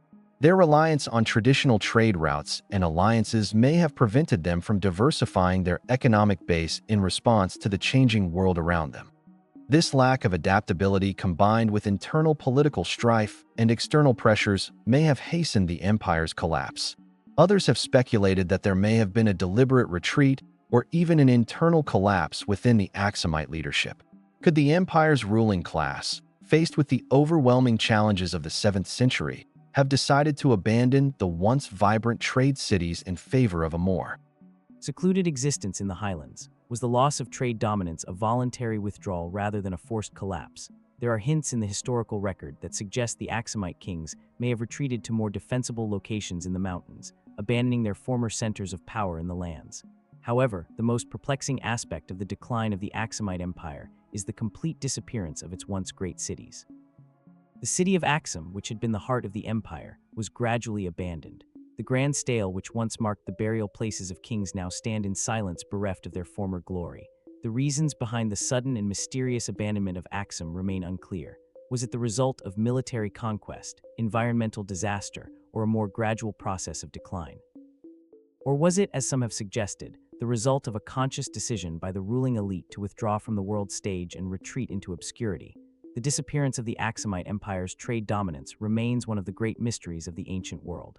While there are many factors that likely contributed to its decline, the rise of Islam, environmental changes, internal strife, the suddenness of its fall is striking.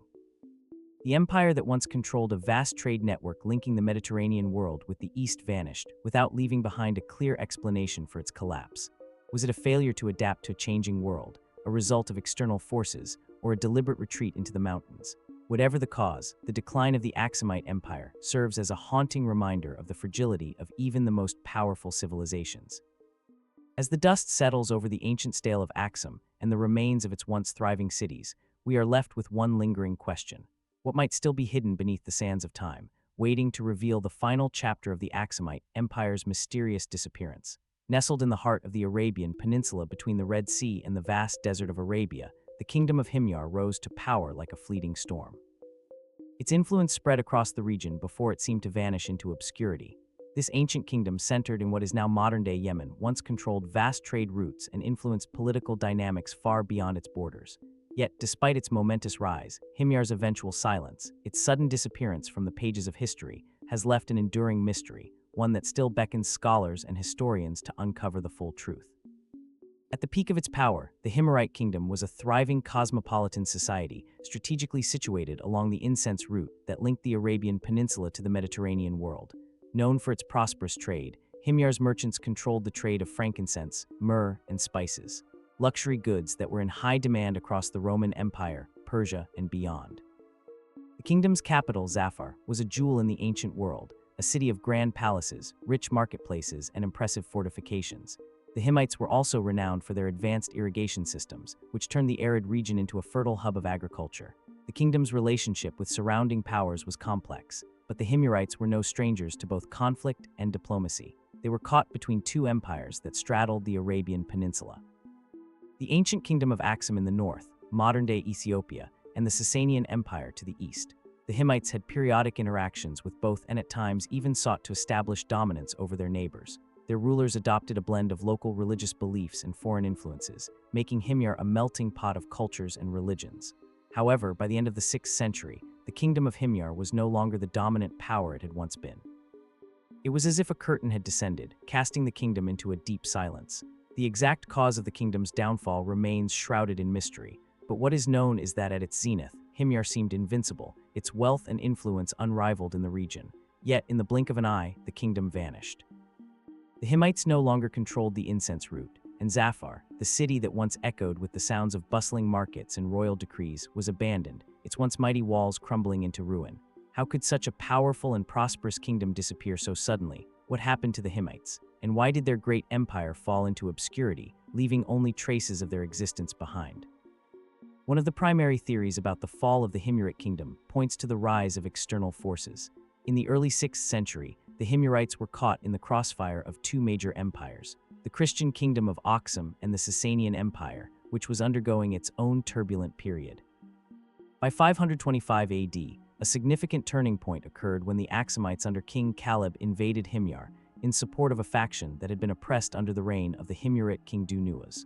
This invasion led to a short but devastating conflict during which the Himyarites were forced to submit to Aksumite control. While the Himyarites regained some autonomy later, the political landscape was forever altered, and Himyar was increasingly caught between the military and religious power struggles of its larger neighbors. But the true cause of Himyar's downfall may lie in its shifting internal dynamics. For much of its history, Himyarite rulers were polytheistic, with a pantheon of gods that reflected the ancient traditions of the Arabian Peninsula. However, as Christianity began to spread through the region, particularly through the influence of the Aksumites, the Himyarites gradually embraced the new faith. In the 6th century, under King Dunuas, Himyar officially adopted Judaism, becoming the first Arabian kingdom to do so. This decision, though politically strategic, is said to have led to deep internal divisions. Dunuas's conversion to Judaism set Himyar on a course that would eventually bring it into conflict with neighboring Christian kingdoms, particularly Aksum. The Himyarites' persecution of Christians within their kingdom led to a retaliatory intervention from the Aksumites in 525 AD. The subsequent defeat and occupation of Himyar by the Aksumite forces dealt a severe blow to the kingdom's autonomy and influence. Yet even after the Aksumites withdrew, Himyar's rulers found themselves unable to regain the full strength and unity they once had. This religious conflict is often seen as a key turning point in the kingdom's eventual collapse, but it is unlikely that it was the only factor. By the early 7th century, Himyar was weakening from within. The long-standing divisions, both religious and political, were taking their toll. The kingdom's inability to defend itself from the growing powers on its borders, such as the Sasanian Empire and the emerging Islamic Caliphate to the north, further complicated matters. By the time the Islamic armies began their conquests in the 7th century, the kingdom of Himyar had already lost much of its former vitality. Still, questions remain. Could the Himitite kingdom have survived these external pressures if it had not been for internal collapse? Was the shift from polytheism to Judaism and the eventual conflicts that arose from this so destabilizing that it caused irreparable damage to the kingdom's cohesion? And what of the final disappearance of Himyar itself? After the fall of its capital, Zafar historical records grew thin. The precise timeline of Himyar's final demise is unclear. There are no definitive accounts of its last days or any clear evidence of a conclusive battle that sealed the kingdom's fate. Instead, it seems to have quietly faded from the historical record, with only its ruins left behind to speak of its once great power. Perhaps the most puzzling aspect of Himyar's sudden decline is the seeming lack of historical documentation surrounding its fall. While other empires and kingdoms of the era left behind detailed records, the Himyarite kingdom's downfall seems to have been almost deliberately erased from history. Was this silence a result of the kingdom's physical collapse? Or was it part of a larger pattern of historical forgetting? Some scholars have suggested that Himyar's disappearance was so abrupt that even contemporaneous historians found it difficult to explain. The result is a kingdom that, while once a thriving hub of trade, culture, and power, is now mostly remembered through archaeological remains and fragmented accounts from outside sources. In the grand scope of ancient history, the kingdom of Himyar stands as one of the most enigmatic civilizations. Its rise was swift and its decline was sudden and almost complete. While the external pressures of religious conflict, shifting trade routes, and military conquests certainly contributed to its fall, the true reasons for Himyar's vanishing are still unknown. Was the kingdom's internal collapse accelerated by external pressures, or did something more profound happen, something we have yet to understand? The disappearance of Himyar is a reminder that the course of history is often unpredictable, and that some civilizations, no matter how prosperous, can simply fade into the sands of time. As we look back on this once mighty kingdom, we are left to wonder what hidden forces, whether internal or external, might have been at work. Forces that caused the kingdom of Himyar to rise so rapidly and fall so completely, leaving behind only the silent ruins of Zafar as the final testament to its brief but fascinating existence. What other mysteries lie hidden beneath the shifting sands of time, waiting to be discovered? Stretching across the arid plains of Syria and Jordan, the vast desert landscape is interrupted by the silent presence of mysterious stone structures.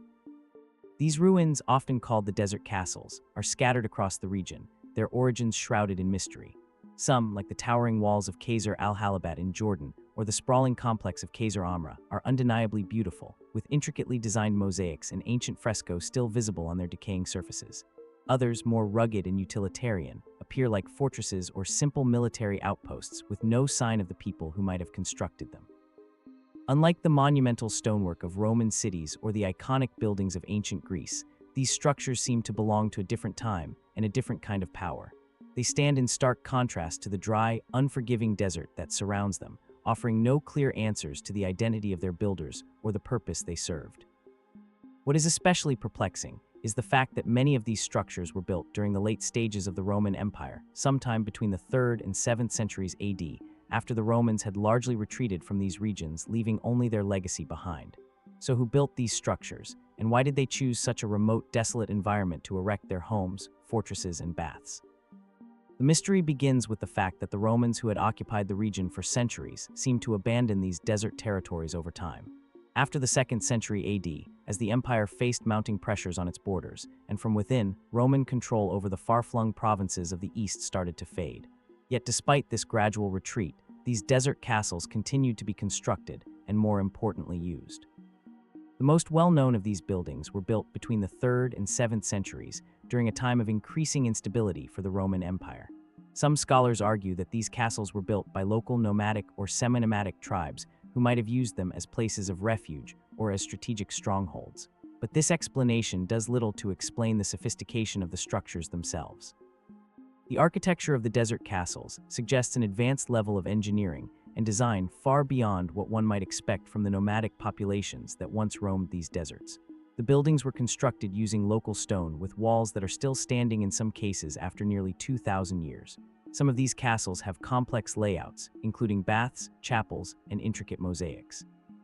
How could the people of this region, seemingly cut off from the main centers of Roman power, have constructed such impressive structures without significant external influence? One of the most remarkable features of these castles is the level of Roman influence present in their design.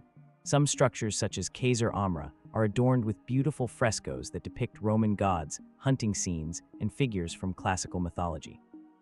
Yet the area's proximity to the rapidly spreading rise of Islam by the 7th century suggests that the builders of these castles could also have been early converts to Islam or people who lived during a period of cultural transition. This raises a compelling question. Were these desert castles remnants of a dying Roman presence, or were they the work of a new emerging power that sought to both assimilate Roman traditions and craft a new identity in the desert? Could these structures have been built by the Byzantine Empire, which was the eastern continuation of the Roman Empire? The Byzantine Empire, while its capital, Constantinople, was far to the west, still exerted control over these regions for centuries after the fall of the western half of the Roman Empire. It's possible that these desert castles were constructed as outposts, military fortifications designed to protect trade routes or serve as watchtowers. The placement of many of the castles along important trade routes, such as the ancient caravan routes that ran between the Mediterranean coast and the Arabian Peninsula, lends some credence to this theory. The region, which had once served as an important corridor for Roman trade, may have seen a resurgence in activity during the Byzantine era. Perhaps the castles were part of a broader strategy to assert Byzantine control over the eastern territories and protect valuable resources. However, this theory doesn't fully explain the presence of structures like Qasr al-Halabat, which with its detailed fresco and luxurious features appears to serve a more personal or cultural purpose than a simple military one. Some researchers suggest that these castles were built by wealthy elite or even royal figures, perhaps even local Arabs who had adopted Roman ways of life. This hypothesis is supported by the discovery of inscriptions and graffiti in Arabic pointing to a cultural crossroads between the Roman, Byzantine, and early Islamic worlds. These desert buildings may have been commissioned by local rulers who sought to forge a connection with the fatting power of Rome, or by wealthy families seeking to establish their own legacy in a rapidly changing world. But there is an even more enigmatic possibility, one that borders on speculation. Could these structures have been constructed by people whose identity remains lost to history? In the 3rd to 7th centuries, the Arabian Peninsula was home to a variety of kingdoms, empires, and tribal confederations.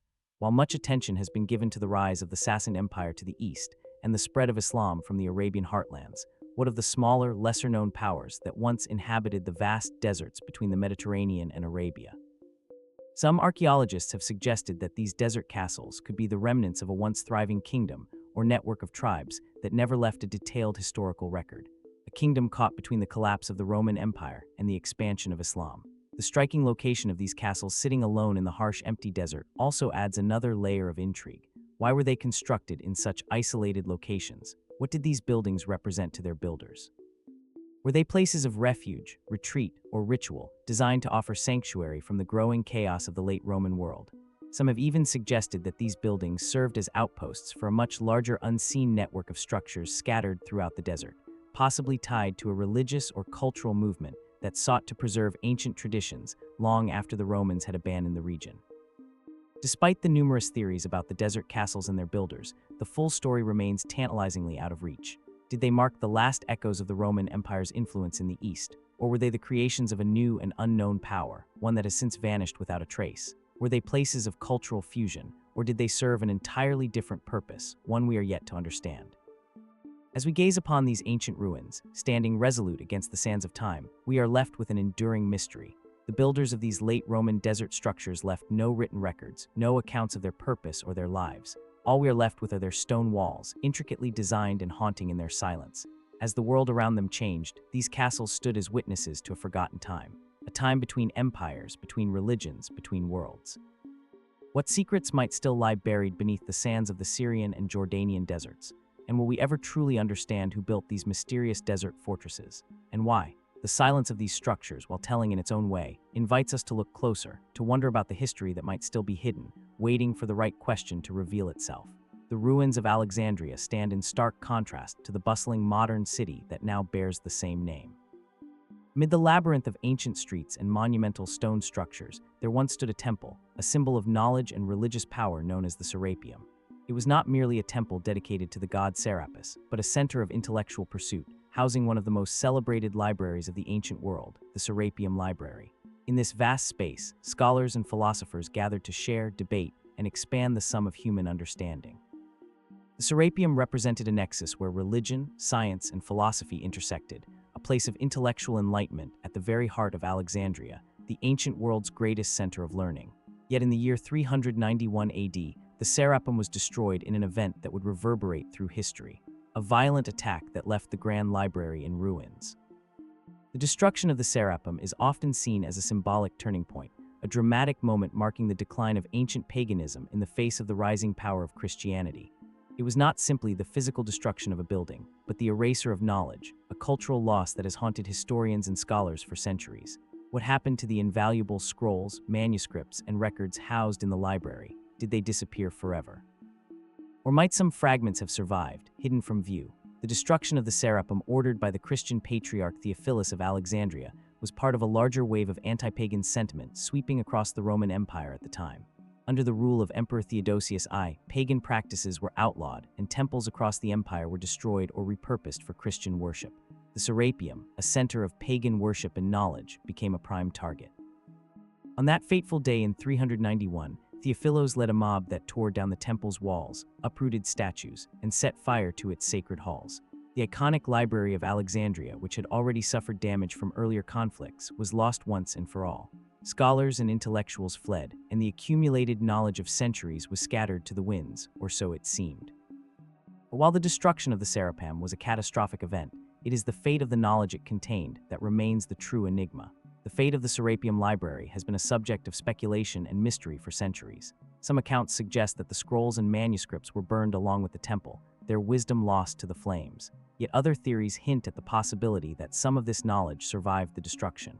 Could it have been hidden away before the flames consumed it? Did some texts find their way to distant corners of the empire, preserved in secret, waiting to be rediscovered? One of the key questions surrounding the Serapeum's destruction is whether the library housed any works that could have fundamentally changed the course of history. The library's collection was vast, encompassing texts on philosophy, mathematics, astronomy, medicine, and history, many of which were irreplaceable. Alexandria had been home to some of the greatest minds of antiquity, and the Serapeum's library was said to contain works by scholars such as Plato, Aristotle, and Pythagoras. Some even claim that the library held copies of texts from the great ancient civilizations of Mesopotamia, India, and Egypt, works that were unique to the Serapeum and could have held profound insights into lost knowledge or alternative scientific theories. Yet by the time the temple was destroyed, Alexandria had already suffered several attacks, and the library had been moved and scattered on more than one occasion. Was it truly the end of a great repository of knowledge, or was the intellectual legacy of the Serapeum merely transferred elsewhere, surviving in a different form? The primary historical sources on the destruction of the Serapeum come from Christian writers whose accounts are naturally biased. Some claim that the destruction was a necessary act of religious purification, erasing pagan symbols and institutions. Others, particularly later historians, painted the destruction as an unfortunate but inevitable loss of knowledge. But the silence surrounding the fate of the library's contents raises even more questions. The destruction of the Serapeum occurred at a time when Alexandria was still a major hub for learning and scholarship. Why then did no substantial records survive from the scholars who were there? Were the contents of the library entirely lost, or did some of its knowledge simply disperse to places unknown? The most intriguing possibility, however, is that certain manuscripts survived the destruction, hidden from the flames and concealed for centuries. Some scholars have speculated that the works of the Serapeum might have been secretly removed from Alexandria before the final attack. Ancient texts were highly prized during this time, and wealthy collectors or other intellectuals could have smuggled away some of the more valuable scrolls, preserving them in private collections or libraries. It's possible that a few lucky fragments made their way to other parts of the world, Rome, Constantinople, or even the far reaches of the East. Some of these hidden works could have survived for centuries, potentially influencing later developments in the Renaissance or the scientific revolution, but their true origins might remain lost. Additionally, the destruction of the Serapeum coincided with the rise of Christianity and the consolidation of Christian power throughout the Eastern Roman Empire. Some have suggested that the Christian authorities might have deliberately sought to suppress knowledge of certain pagan philosophies or scientific theories in order to assert the supremacy of their own theological teachings. If that was indeed the case, then the loss of the Serapeum's knowledge could have been more than just collateral damage in a war of religion.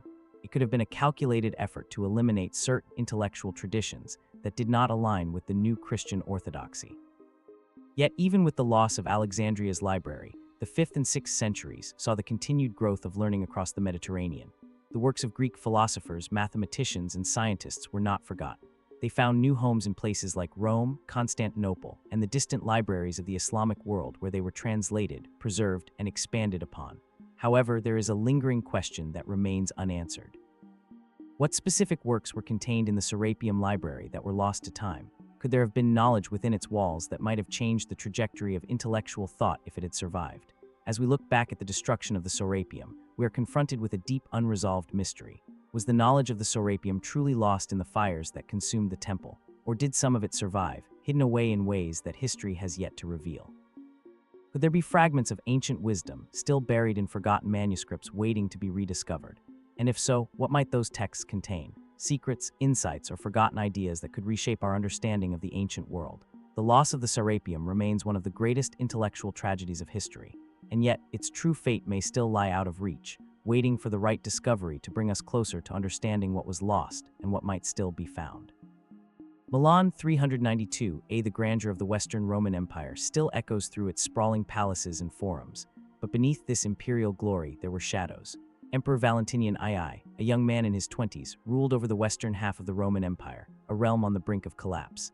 His court was one of intrigue, ambition, and political games, where even the smallest misstep could lead to catastrophe. It was within the walls of this very palace that Valentinian's life would come to an abrupt and mysterious end. The emperor's death was sudden and unexpected. He was found dead in his room, allegedly having hanged himself with a simple cord.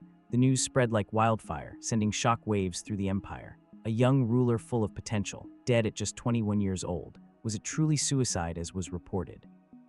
Or did darker forces conspire to end his life masked by the appearance of a self-inflicted death? The official story endorsed by the Christian chroniclers of the time was clear.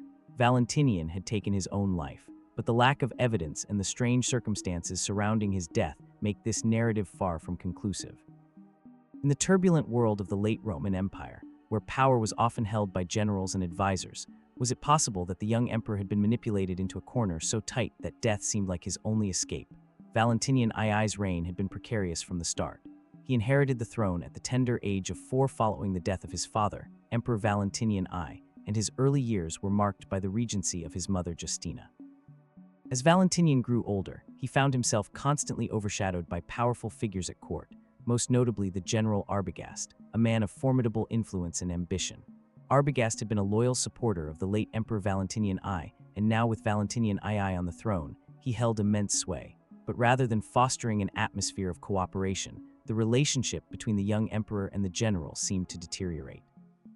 It was clear that Valentinian II was a puppet in the hands of Arbogast, and many believed this tension could have been a key factor in the emperor's downfall.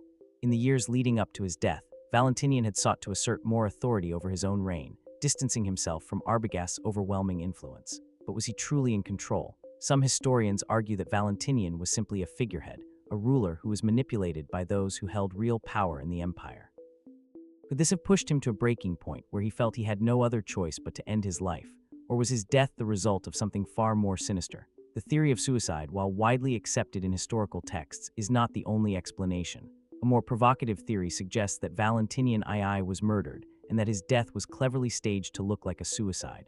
The prime suspect in this theory is none other than Arbogast. As Valentinian's power waned, the general's influence grew. By 392, the political situation in the Western Empire was increasingly unstable, with rising tensions and conflicts on all sides. If Arbogast had seen Valentinian II as an obstacle to his own ambitions, could he have taken matters into his own hands? Some argue that Arbogast, knowing that the emperor was unlikely to simply step aside, might have orchestrated his death, eliminating the figurehead emperor and positioning himself as the real power behind the throne. The theory of an assassination is further fueled by the strange events that followed Valentinian's death. Rather than mourn the loss of their emperor, the court quickly moved to secure the position for a new ruler, Eugenius, a man who had been placed on the throne with the backing of Arbogast. This swift transition of power and the complete lack of public outcry raises unsettling questions. Was Valentinian's death merely a political maneuver executed to remove an inconvenient ruler, or was there something deeper at play? Another angle to consider is the political context of the time. In 392, the Roman Empire was teetering on the edge of collapse. The empire had been divided into two halves, with Valentinian II ruling over the western portion while Theodosius I ruled the east. The Eastern Empire was more stable, but in the west power was slipping through the cracks. The empire's borders were under siege from barbarian tribes, and the traditional Roman way of life was crumbling in the face of growing Christian influence.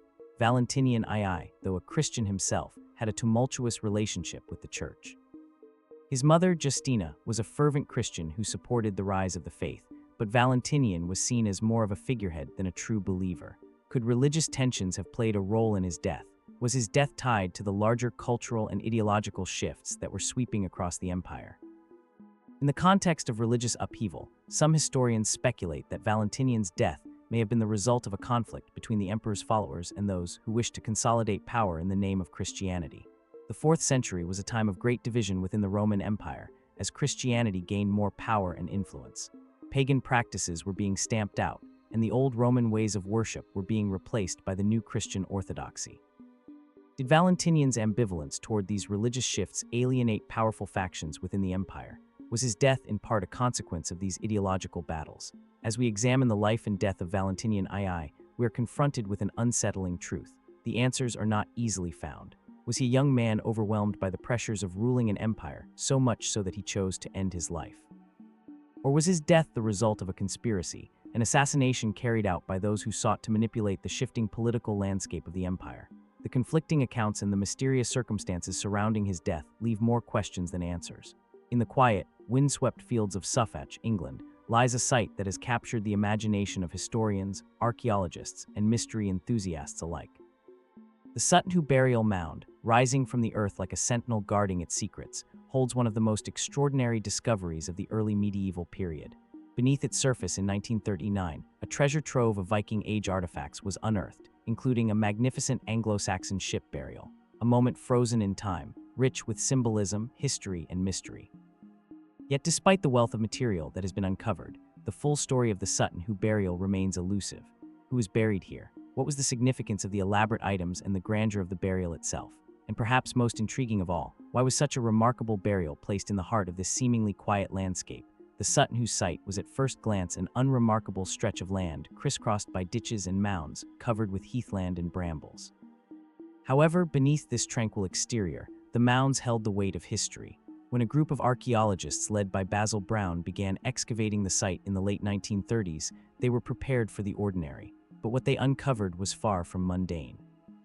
A ship 27 long was discovered buried beneath the soil, accompanied by a vast array of treasures, gold and silver objects, a ceremonial helmet, intricate weapons and shields, all of which had been carefully placed in the grave of a powerful individual, a burial fit for a king or at least someone of tremendous importance. The wealth and craftsmanship of the items found at Sutton suggests the deceased was of high rank, possibly a ruler, though the identity remains speculative. Some historians have proposed that the site may be the final resting place of King Raedwold of East Anglia, a figure known from historical sources, but nothing definitive has been found to confirm this theory. The most striking aspect of the Sutton Hoo discovery is the ship itself. At first glance, it seems almost out of place. An image of seafaring warriors carved from the same cultural fabric that produced the Vikings centuries later. Yet, while the Sutton Hoo burial predates the Viking Age, it is clear that the burial was designed to echo an important cultural motif, that of the warrior king, revered not only in life, but in death, ready for a voyage into the afterlife. The ship, an astonishing feat of craftsmanship, was buried with the deceased, symbolizing a journey from this world to the next and echoing the maritime culture of early medieval Britain. The burial itself, along with its elaborate grave goods, points to the power and significance of the individual who lay within the ship. But who was this person? Theories abound. Some scholars have suggested that the burial is that of Raedwold, the Anglo-Saxon king of East Anglia who ruled during the early 7th century. He is mentioned by the Venerable Bede in his ecclesiastical history of the English people, and it is believed that he was a powerful king who ruled over much of what is now England, particularly the East Anglian region. Raedwold's reign would have been marked by the transition from paganism to Christianity in the Anglo-Saxon world, and the artifacts at Sutton which suggest both the warrior ethos of the pagan past and the new Christian influence that was beginning to take root. Raedwold himself is thought to have had connections with the royal court of Kent, as well as with the wider European world, particularly through trade and diplomatic connections with the continent. But there are other theories as well, each adding layers of intrigue to the mystery of Sutton, who some scholars have argued that the burial may not be associated with a king at all, but with a high-ranking noble or even a local ruler. Given the wealth and the military paraphernalia found in the burial, it seems likely that the individual was a figure of great influence and power, but whether they were a king or not remains unclear. Additionally, the possibility that the burial belonged to a woman, perhaps a queen or a highborn noble woman, has been speculated. Some scholars point to the presence of certain artifacts such as elaborate jewelry and an absence of some typically male-associated items as evidence for a female burial.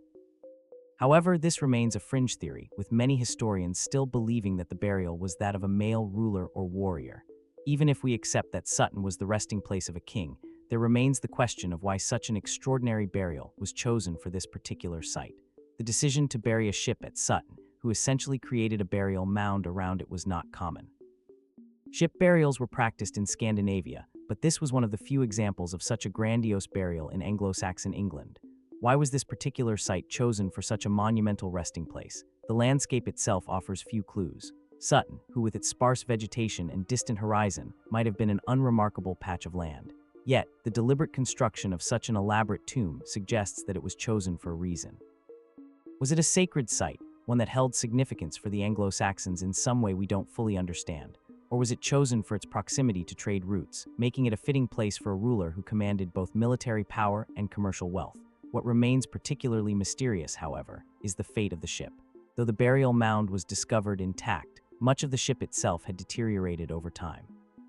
The timbers had long since rotted away, leaving only the outline of the vessel's frame.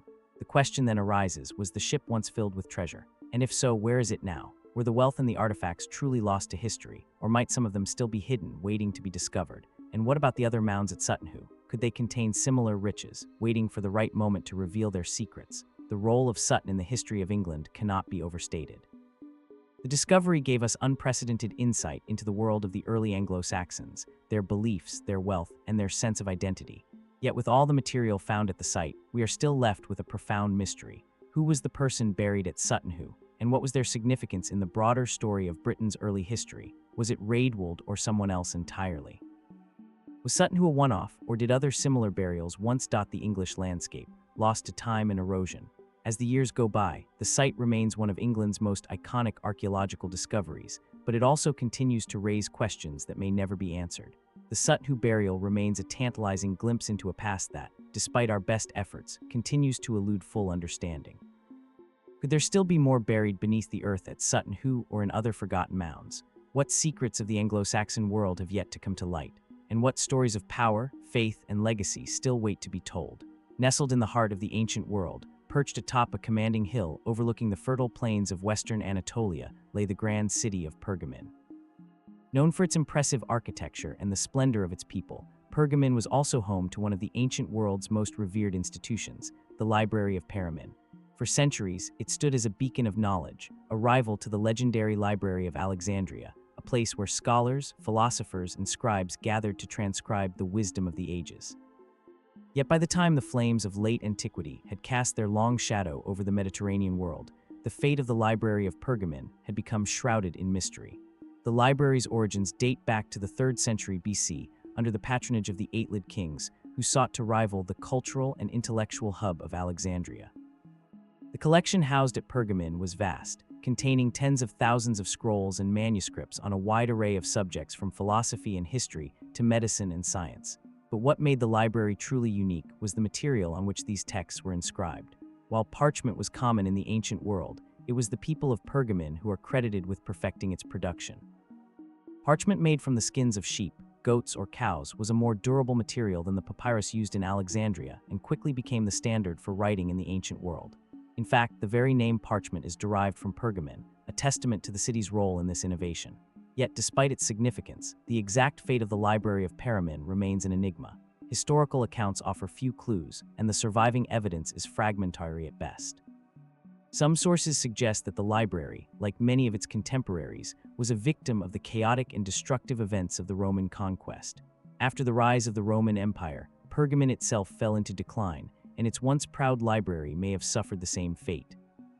It is said that during the reign of Emperor Augustus in the 1st century BC, the library in Alexandria, already a renowned center of learning, was gifted a significant number of Pergamon scrolls, likely as part of a cultural exchange. Could this act of transference mark the first signs of Pergamon's decline as a center of learning? But the story does not end there. As the Roman Empire solidified its dominance, the city of Pergamon fell into relative obscurity.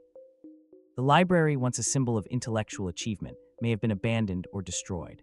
Some scholars speculate that it was lost to the ravages of time and war, left to decay in the ruins of a city slowly crumbling under the weight of new empires and shifting priorities. But was it simply abandoned, or was there more to the story? The disappearance of the Library of Pergamon is not merely a tale of cultural decline. It is a story of deliberate destruction, of knowledge silenced by the forces of history. By the 4th century AD, the rise of Christianity and the disintegration of the Roman Empire ushered in an era of religious and political upheaval. The fall of paganism and the ascendancy of Christianity would forever change the cultural landscape of the Roman world, and many ancient institutions, including libraries, were caught in the storm. The Library of Pergamon, like so many others, may have been seen as a relic of the past, a symbol of paganism and idolatry incompatible with the new Christian order. Were the scrolls of Pergamon discarded, destroyed, or forgotten in the wake of this transformation? The most tantalizing mystery surrounding the library's demise lies in the potential role of the Byzantine Empire, which succeeded the Roman Empire in the eastern Mediterranean. Pergamon's fall in the late antiquity period coincided with the rise of Constantinople as the epicenter of the Byzantine Empire. Did the Byzantines inherit the library, or did they choose to abandon or destroy its contents as part of the process of reshaping their cultural identity? We know that the Byzantines held on to many ancient texts, often preserving them in the form of illuminated manuscripts. But did they purposefully leave Pergamon scrolls to decay in the dust of time, casting aside the knowledge contained within?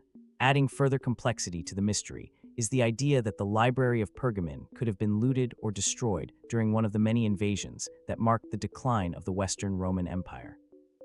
One of the most notable moments of destruction came during the Gothic invasions of the 5th century AD, when the empire's holdings were ravaged by the Visigoths and other barbarian tribes. Was the library among the casualties of this widespread pillaging? If so, what happened to the wealth of knowledge it contained? Could some scrolls have been carried off to distant lands, lost forever in foreign lands? Or was the entire collection simply erased with no surviving fragments to speak of? There are some who believe that the library's contents may have been saved in secret, hidden away by those who recognized its value? Could the library have been buried intentionally, its scrolls preserved in the hope of a future rediscovery? It is an intriguing possibility, though no concrete evidence has ever surfaced to support such a claim. Were any of the ancient texts preserved outside the city? And if so, where might they have been taken, and who might have hidden them? In an even more speculative vein, some have suggested that the destruction of the Library of Pergamon might not have been accidental at all, but rather the result of a deliberate act by those who sought to suppress the knowledge it held. As Christianity spread throughout the Roman world, the destruction of pagan institutions and texts was not uncommon. The library's loss could have been a direct result of these efforts to erase the past, to rid the world of the knowledge that came from cultures considered pagan. If the library scrolls contained secrets of science, philosophy, or even the occult, could there have been forces at work to ensure their permanent disappearance? However, it is important to remember that much of this remains speculative. While it is certain that Pergamon's library was an intellectual treasure, no conclusive evidence exists as to its ultimate fate.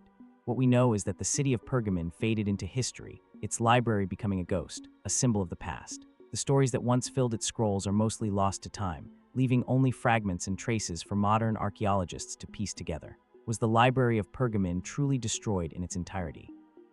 Or did pieces of it survive in unexpected places? Could the secrets of Pergamon be waiting to be uncovered in some distant archive? Or perhaps hidden in the shadows of forgotten libraries, where time itself may be the only barrier to rediscovery? As we continue to explore the strange and mysterious corners of history, the fate of the Library of Pergamon remains a poignant reminder of the fragility of knowledge and the enduring power of history's mysteries. What more lies waiting to be discovered about this ancient intellectual beacon? And what other secrets of the past remain hidden in the shifting sands of time? In the winding hills of the ancient world, where myth and history intertwine, one story has echoed through centuries, woven into the fabric of religious texts, folklore, and medieval traditions. The story of the Seven Sleepers has captivated the imaginations of countless generations, blending the mystery of divine protection with the very real weight of historical uncertainty. The tale is simple enough. A group of young men said to be of noble birth flee religious persecution and take refuge in a cave where they fall into a miraculous sleep that lasts for centuries. When they awaken, they find a world utterly transformed far beyond anything they could have imagined. At the heart of this story lies a key question.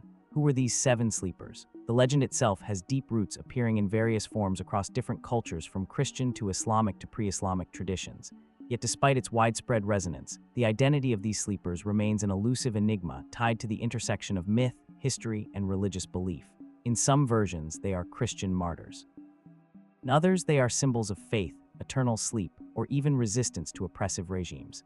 But no matter the version, the mystery remains. Was there any historical basis for their story? Or is it purely a creation of the human imagination born out of hope and divine inspiration? To begin understanding the mystery of the Seven Sleepers, we must first delve into the geographical and historical context of the story.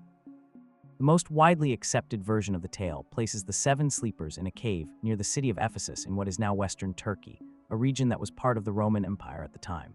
The site of the cave, known today as the Cave of the Seven Sleepers, has long been a destination for pilgrims seeking to connect with this timeless tale. It lies nestled in the rugged hills of the ancient city, overlooking the verdant landscapes that were once home to thriving communities in the Roman period. But was this story merely a local legend, or was it something more? The legend's origins date back to the 3rd century AD during the reign of the Roman Emperor Deus, a time marked by violent persecution of Christians. The Seven Sleepers, according to Christian tradition, were a group of young men who, rather than renounce their faith, chose to flee into the mountains and hide in a cave. There they fell into a deep, miraculous sleep, an act of divine protection. It is said, only to awaken centuries later during the reign of the Christian Emperor Theodosius, who had ordered the destruction of pagan temples and the official adoption of Christianity. In Christian tradition, the tale is often interpreted as a story of resurrection and divine grace. It underscores the idea of Christian martyrdom and the miraculous power of faith reflecting the religious struggles of the time. Yet the narrative's implications extend far beyond its religious significance. What happened to the Seven Sleepers during the centuries they were in their deep sleep? And why did the story endure across such a vast expanse of time, finding resonance not only in Christianity, but in Islamic and other religious traditions as well? The story of the Seven Sleepers is not confined to Christian thought alone. Islamic tradition also holds a version of the tale, one that closely mirrors the Christian narrative, but with some important differences. The people of the cave, as they are known in the Quran, are a group of young men who fled their city to escape religious persecution, hiding in a cave where they fell into a deep sleep. The Quran emphasizes the divine nature of their sleep, stating that they stirred not for centuries. When they awoke, the world had undergone a profound transformation. This narrative echoes the Christian version but offers distinct variations. For instance, in the Quran, it is said that the sleepers were not martyred nor were they of royal blood. Rather, they were ordinary individuals caught up in a time of crisis. Their story, though different in detail, conveys similar themes of faith, divine intervention, and the power of patience. In both traditions, the seven sleepers serve as symbols of endurance and hope of individuals preserved through divine will to witness the triumph of their faith. The variations between Christian and Islamic traditions offer an intriguing window into the way the same fundamental story evolved to fit the beliefs and cultures of different religious communities. But the most significant question remains: did these seven sleepers actually exist? Or is their story a construct born of religious allegory and the timeless human desire to find divine answers to the mysteries of life? As we turn our attention to the historical backdrop of the tale, certain elements of the story seem to align with known events of the time, while others remain tantalizingly enigmatic. The period during which the seven sleepers are said to have lived was one of intense political and religious turmoil. The Roman Empire, in the midst of a sweeping wave of religious persecution, was embroiled in conflicts that shaped the course of its history. Emperor Decius, known for his systematic persecution of Christians, sought to stamp out the growing movement by targeting its leaders and followers. In this context, the seven sleepers' flight from persecution seems plausible, as it reflects the real threat faced by early Christians. However, as we move further into the historical record, the concrete evidence for the existence of the seven sleepers becomes increasingly scarce. Some historians have argued that the legend may be rooted in the historical phenomenon of individuals escaping persecution by taking refuge in caves or remote areas. The motif of divine protection in a hidden place was not uncommon in early Christian writings and could have been inspired by other earlier traditions of the time. But no definitive evidence has been found to suggest that a group of seven young men who slept for centuries actually existed. Moreover, the question of why the story endured so long after its origin is equally puzzling. Why did this particular narrative, among many others, resonate across centuries and cultures? Some suggest that the seven sleepers were symbols of hope, used to inspire perseverance in the face of persecution and suffering. The image of divine intervention, in which the sleepers were preserved through centuries of change, captured the imagination of people across time, offering a powerful metaphor for the resurrection of faith and the ultimate triumph of good over evil. But this idea too raises questions. Why was the exact number of seven so significant? What role did the number itself play in religious symbolism? And how did it influence the story's survival? Another possibility is that the tale of the seven sleepers was adapted and reshaped by multiple cultures over time, with each retelling embedding new layers of meaning. The early Christians may have borrowed from ancient pagan traditions, adapting them to fit their religious narrative. The theme of a group of individuals entering an eternal sleep only to awaken in a transformed world can be found in various forms in many ancient cultures. Some have suggested that the story may have roots in older pre-Christian mythologies, stories of divine or heroic figures who journeyed into the underworld or into another realm only to return to the world with new knowledge or understanding. This blending of traditions could explain why the story of the seven sleepers has persisted across centuries, evolving to meet the needs of different faith communities. Despite the many theories, no conclusive evidence has been found to settle the question of the seven sleepers' true identity. Were they real historical figures, or was their story the product of religious imagination, a myth that was shaped to carry a deeper spiritual message? The evidence we have from the texts to the archaeological sites is tantalizing but incomplete. What is clear is that the seven sleepers have captured the collective imagination, transcending religious boundaries and leaving a profound mark on both Christian and Islamic traditions. As we look to the future, the mystery of the seven sleepers remains one of history's most enduring questions.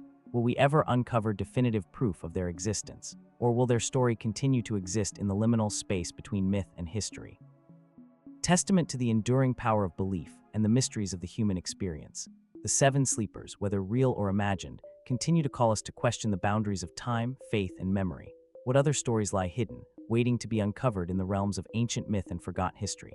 And what might they reveal about the nature of our shared human past? Imagine a once thriving land, a mosaic of Roman villas and prosperous towns dotted with lavish estates and fine mansions. The air is thick with the murmur of Latin, the clatter of carts rolling through paved streets, and the shimmering of gold coins in the hands of merchants. This is 5th century Britain at the height of Roman influence, a land where the elite class wielded power, prestige, and wealth under the protective umbrella of the mighty Roman Empire.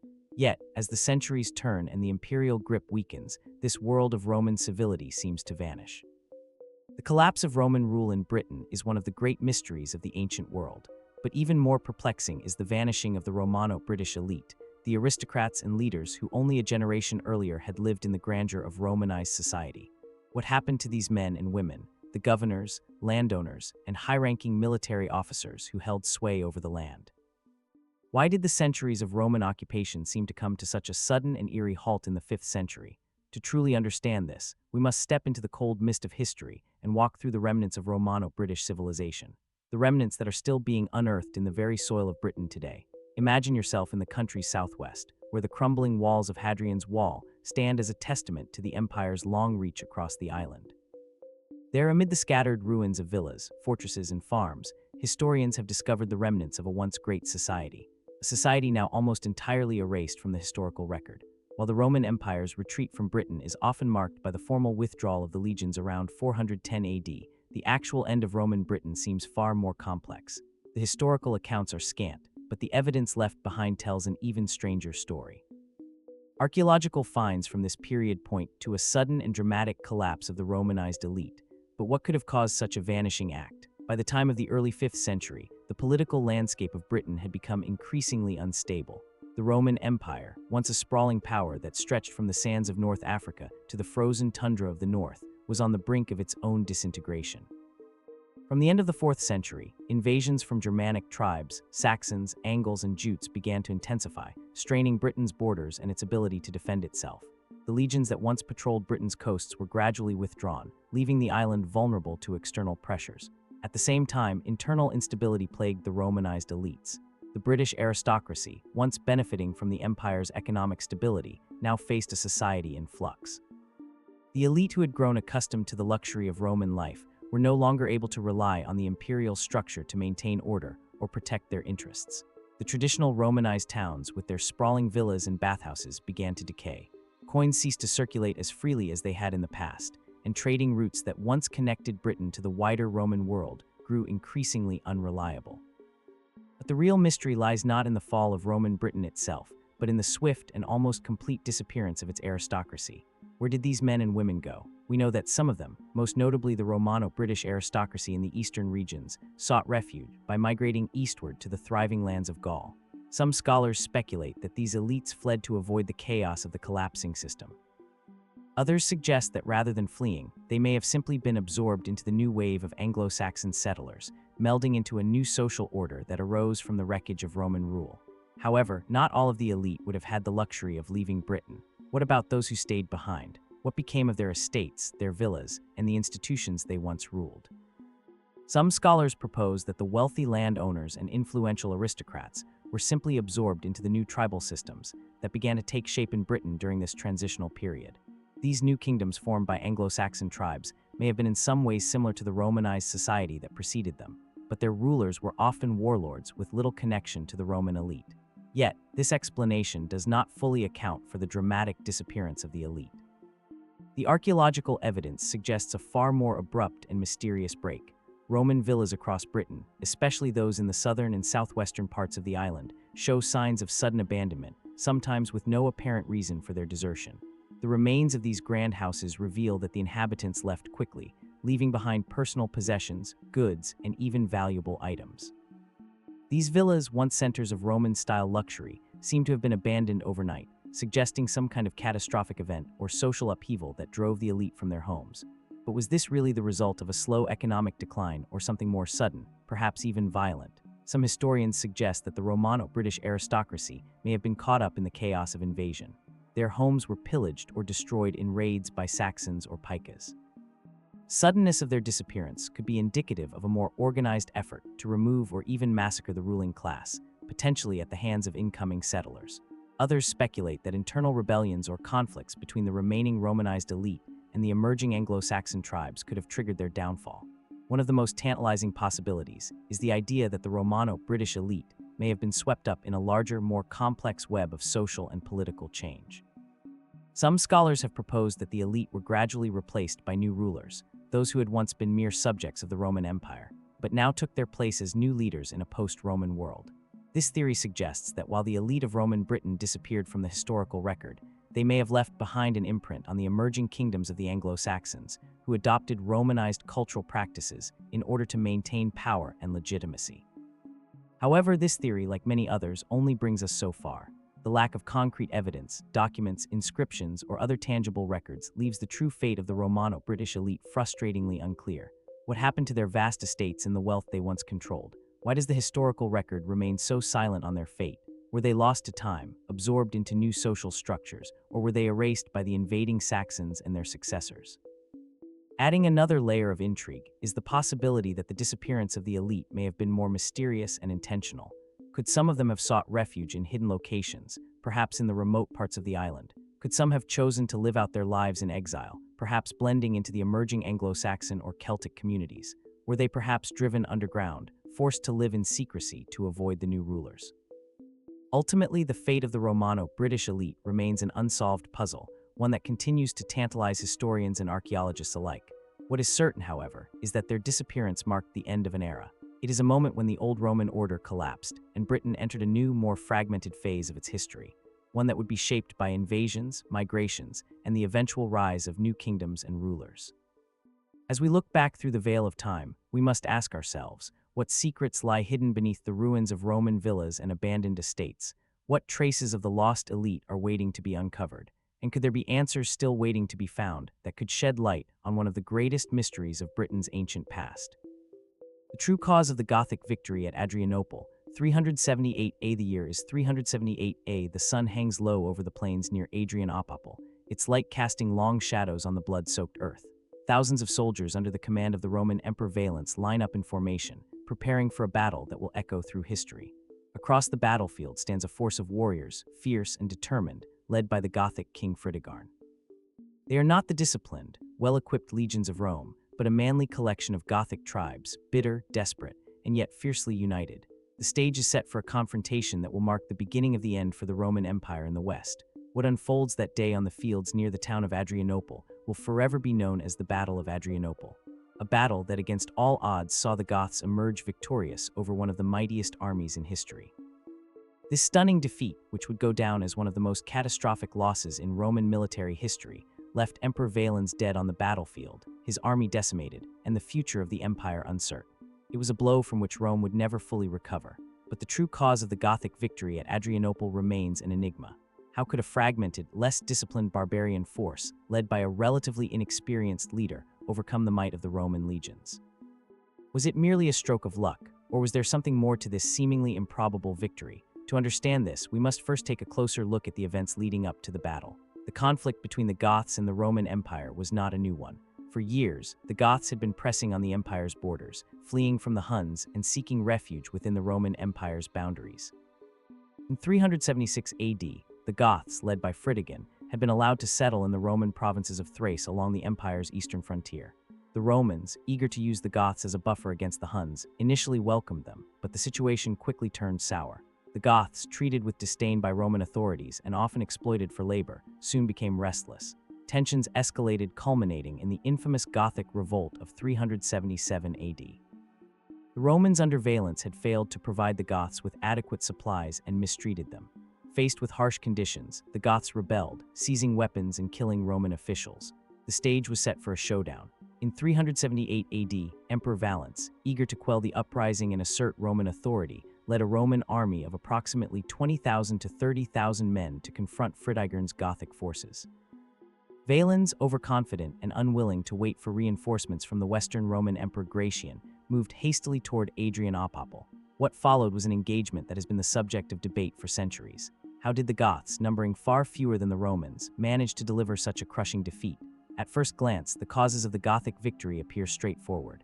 The Goths fought fiercely, and the Romans, unprepared and overextended, faltered under the pressure. Yet the more we examine the details of the battle, the more perplexing it becomes.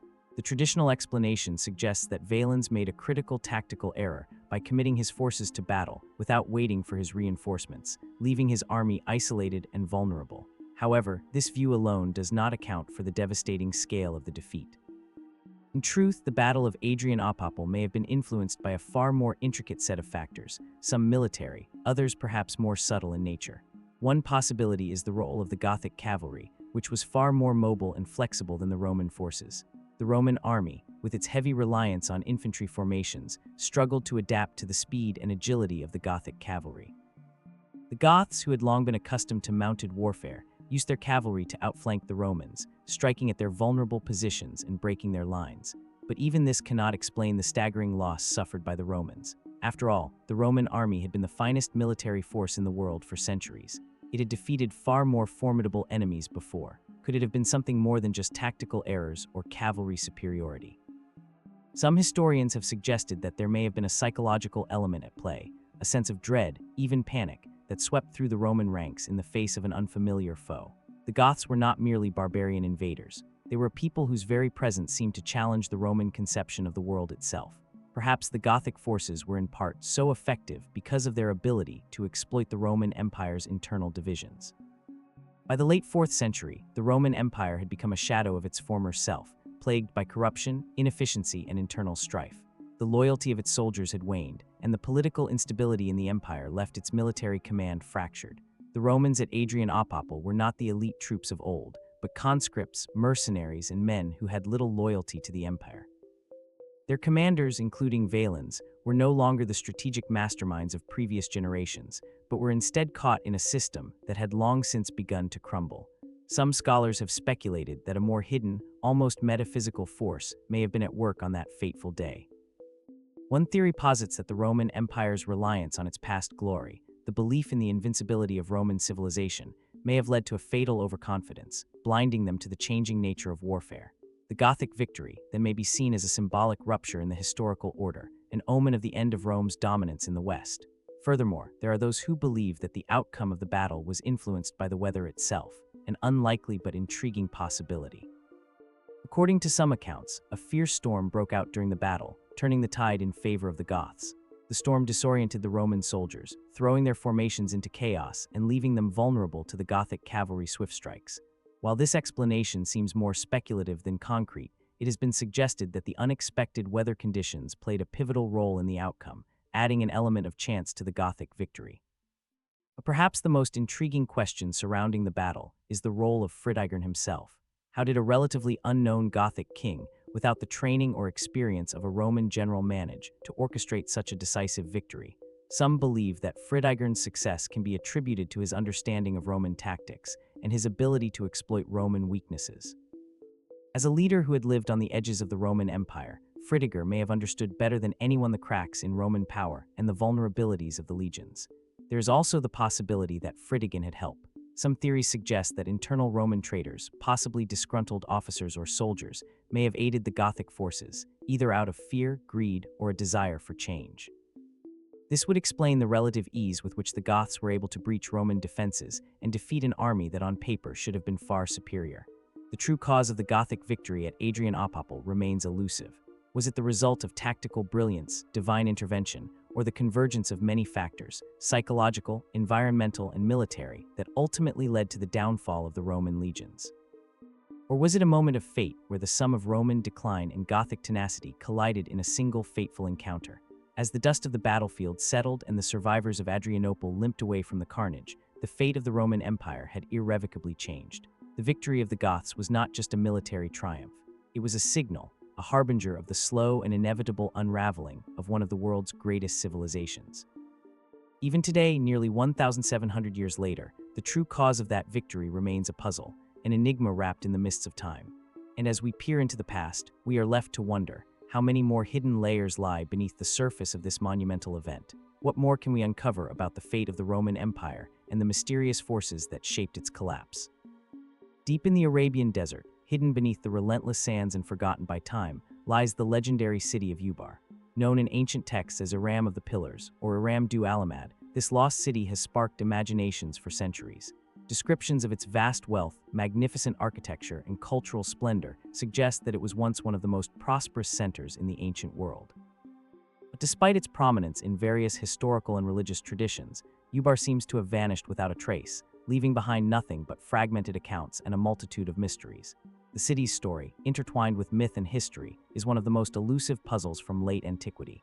Ancient travelers, historians, and even the Quran mention Ubar, but their accounts are ambiguous, giving only tantalizing glimpses of its grandeur before its sudden disappearance.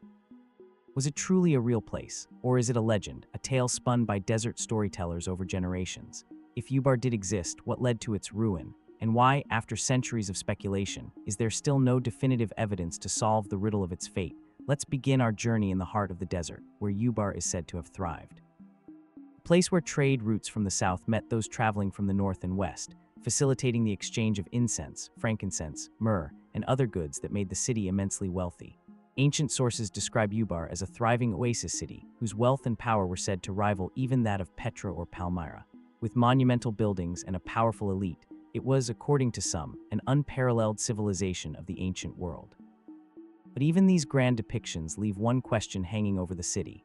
Where is it? The most prominent historical reference to Ubar comes from the 9th century Arab geographer and historian al-Muqaddasi, who described a prosperous city deep in the Rub al-Khali, or the empty quarter of the Arabian Peninsula.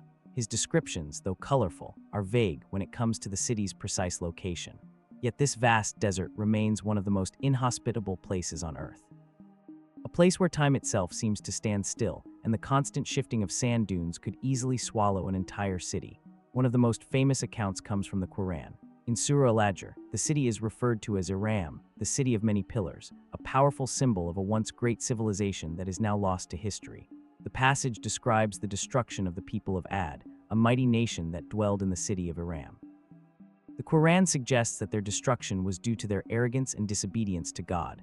The people of Iran were said to have been punished with a devastating storm which swept the city away, leaving no trace behind.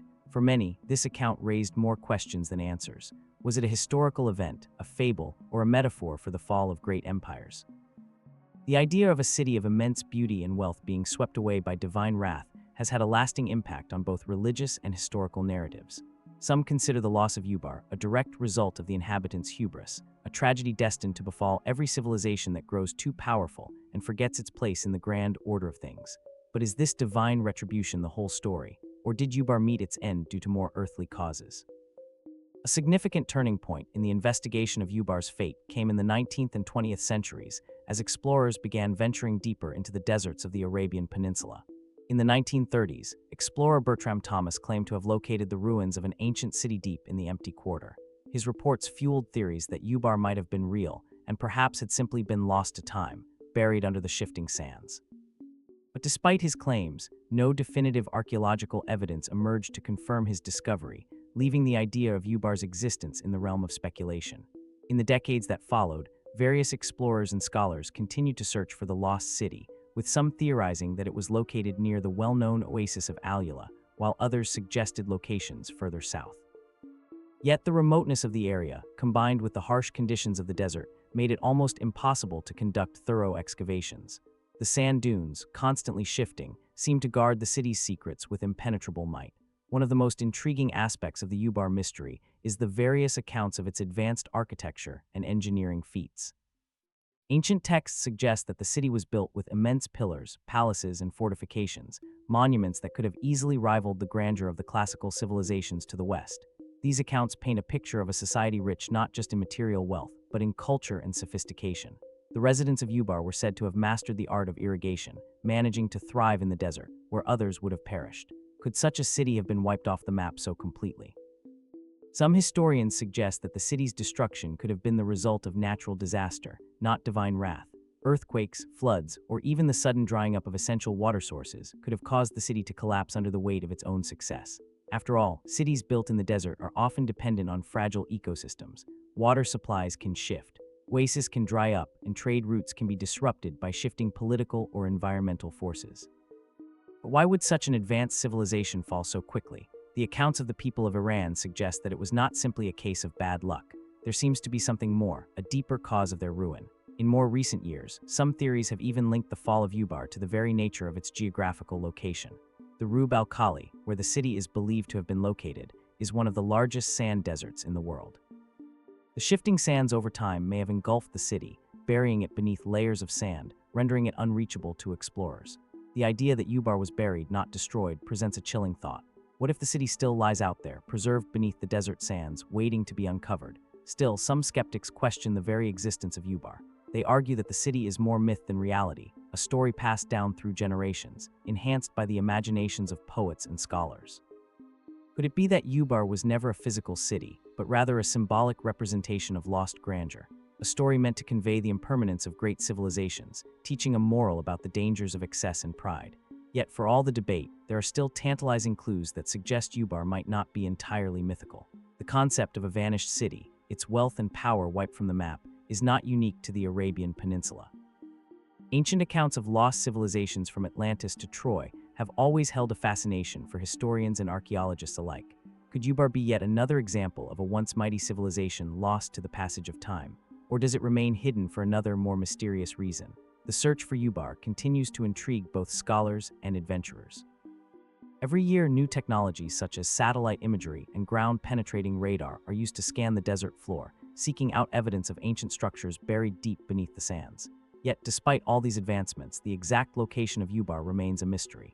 As we reflect on the fate of this enigmatic city, we're left with more questions than answers. Was Ubar a real city that fell to the sands of time? Or was it always a legend, a myth born from the ancient imagination? What caused its fall? A natural disaster, divine retribution, or a series of complex political and environmental factors? And most importantly, is Ubar still out there, hidden beneath the shifting dunes of the Rub al Khali, waiting to be rediscovered by the hands of those bold enough to venture into one of the world's most inhospitable places? Perhaps, like so many other mysteries of history, the answers are buried beneath the sands, just out of reach. Or perhaps the answers are closer than we think, waiting for someone to uncover the long-forgotten truth of what happened to Ubar and why it vanished into the mists of time.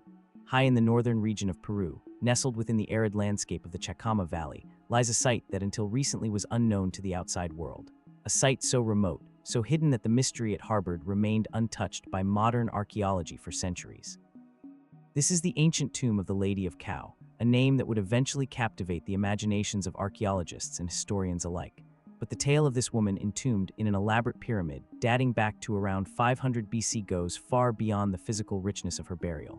Her discovery revealed much more than artifacts of gold, ceremonial objects, and intricate textiles. It also sparked a new theory, one that questions the long-held view of ancient Peruvian civilizations as isolated, self-contained cultures.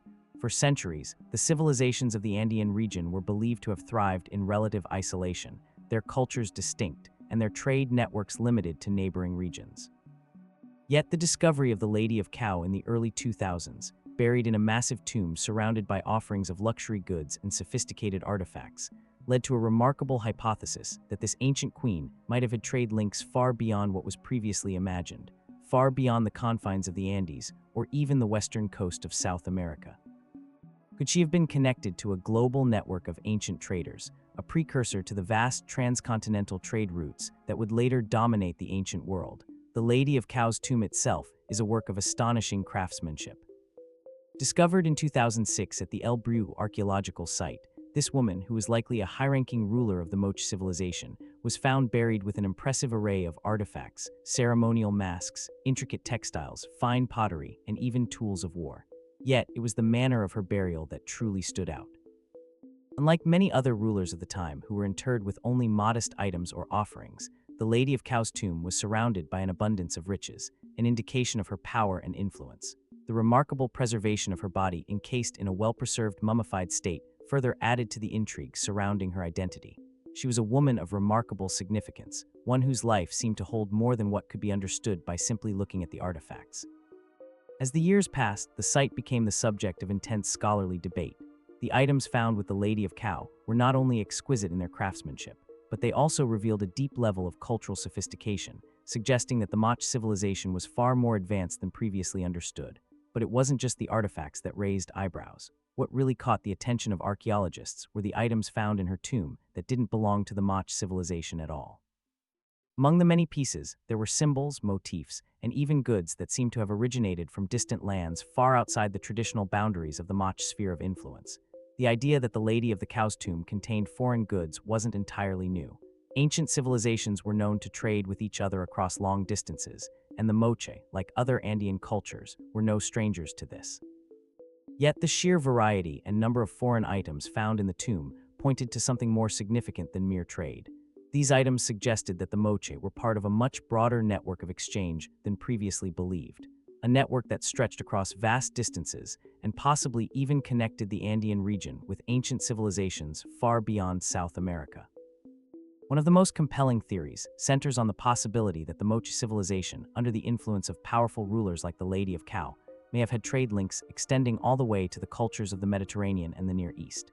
This theory suggests that the Moche were not just exchanging goods with their immediate neighbors, but were part of a larger global trade network that spanned from the Americas to the Old World. At the heart of this theory is the idea of precursor trade links. Trade routes that predated the more famous Silk Road or transcontinental maritime routes. According to this theory, the Lady of Kao's tomb may contain evidence of these early connections between the ancient cultures of the Americas and those of the Eastern Hemisphere. Among the foreign items found in her tomb were goods that appeared to have similarities to Mediterranean and Middle Eastern artifacts. There were intricate textiles with patterns resembling those found in ancient Egyptian and Mesopotamian cultures, as well as ceramics that displayed stylistic influences from the Mediterranean world. Was this evidence of direct contact, or was it the result of indirect trade carried out through intermediaries? Some archaeologists point to the presence of certain goods, such as highly refined glass beads and other luxury items, as evidence of such distant connections. These beads, which are similar in quality to those found in ancient Phoenician and Egyptian trade networks, raise the question, could the Moches, with their advanced craftsmanship and knowledge of metallurgy, have been involved in trade with the Mediterranean world or even further afield? The possibility of early transcontinental trade networks is not as far-fetched as it may first appear. Recent discoveries of ancient seafaring vessels and evidence of pre-Columbian maritime exploration suggest that ancient cultures may have had more extensive means of communication and exchange than once thought. The notion of long-distance dance maritime trade predates the famous voyages of Christopher Columbus or Vasco da Gama. The Moche civilization, known for its skill in metallurgy, pottery, and agriculture, may have played a central role in this global exchange, acting as a bridge between the Americas and the Old World. Yet, despite the tantalizing evidence, there are still many unanswered questions. How did these goods find their way to the Lady of Kao's tomb? Were they brought directly from the Mediterranean or Near East? Or were they passed along by other intermediary cultures over long stretches of time and geography? And more importantly, what does this suggest about the global interconnectedness of ancient civilizations far before the commonly accepted dates for the rise of such networks? The theories surrounding the Lady of Kao's trade links remain speculative but intriguing. While the evidence found in her tomb points to some form of interaction with distant cultures, the full extent of those connections remains shrouded in mystery. Could the Lady of Kao have been a key player in a global trade network that spanned the ancient world, linking the Andean region with far-flung corners of the globe? Or was she simply a ruler whose wealth and influence attracted goods from across the known world? One thing remains certain. The Lady of Kao's story, like the story of her tomb, raises as many questions as it answers. The discovery of her burial has opened up new avenues of research and speculation, casting light on the complexity of ancient Andean societies and their potential role in a larger interconnected world. But until further evidence surfaces, the true extent of her trade links and the nature of the connections between the ancient Americas and the Old World will remain one of the greatest mysteries of late antiquity. As we stand at the edge of this enigma, we are left to wonder what other secrets are buried in the tombs of ancient rulers, waiting to reveal themselves. What truths lie hidden beneath the surface of history, waiting for a new generation of explorers and archaeologists to uncover? The Lady of Kao, with her tomb full of riches, may have left more than just artifacts behind. She may have left us the key to understanding a much deeper and older network of trade and cultural exchange than we ever imagined.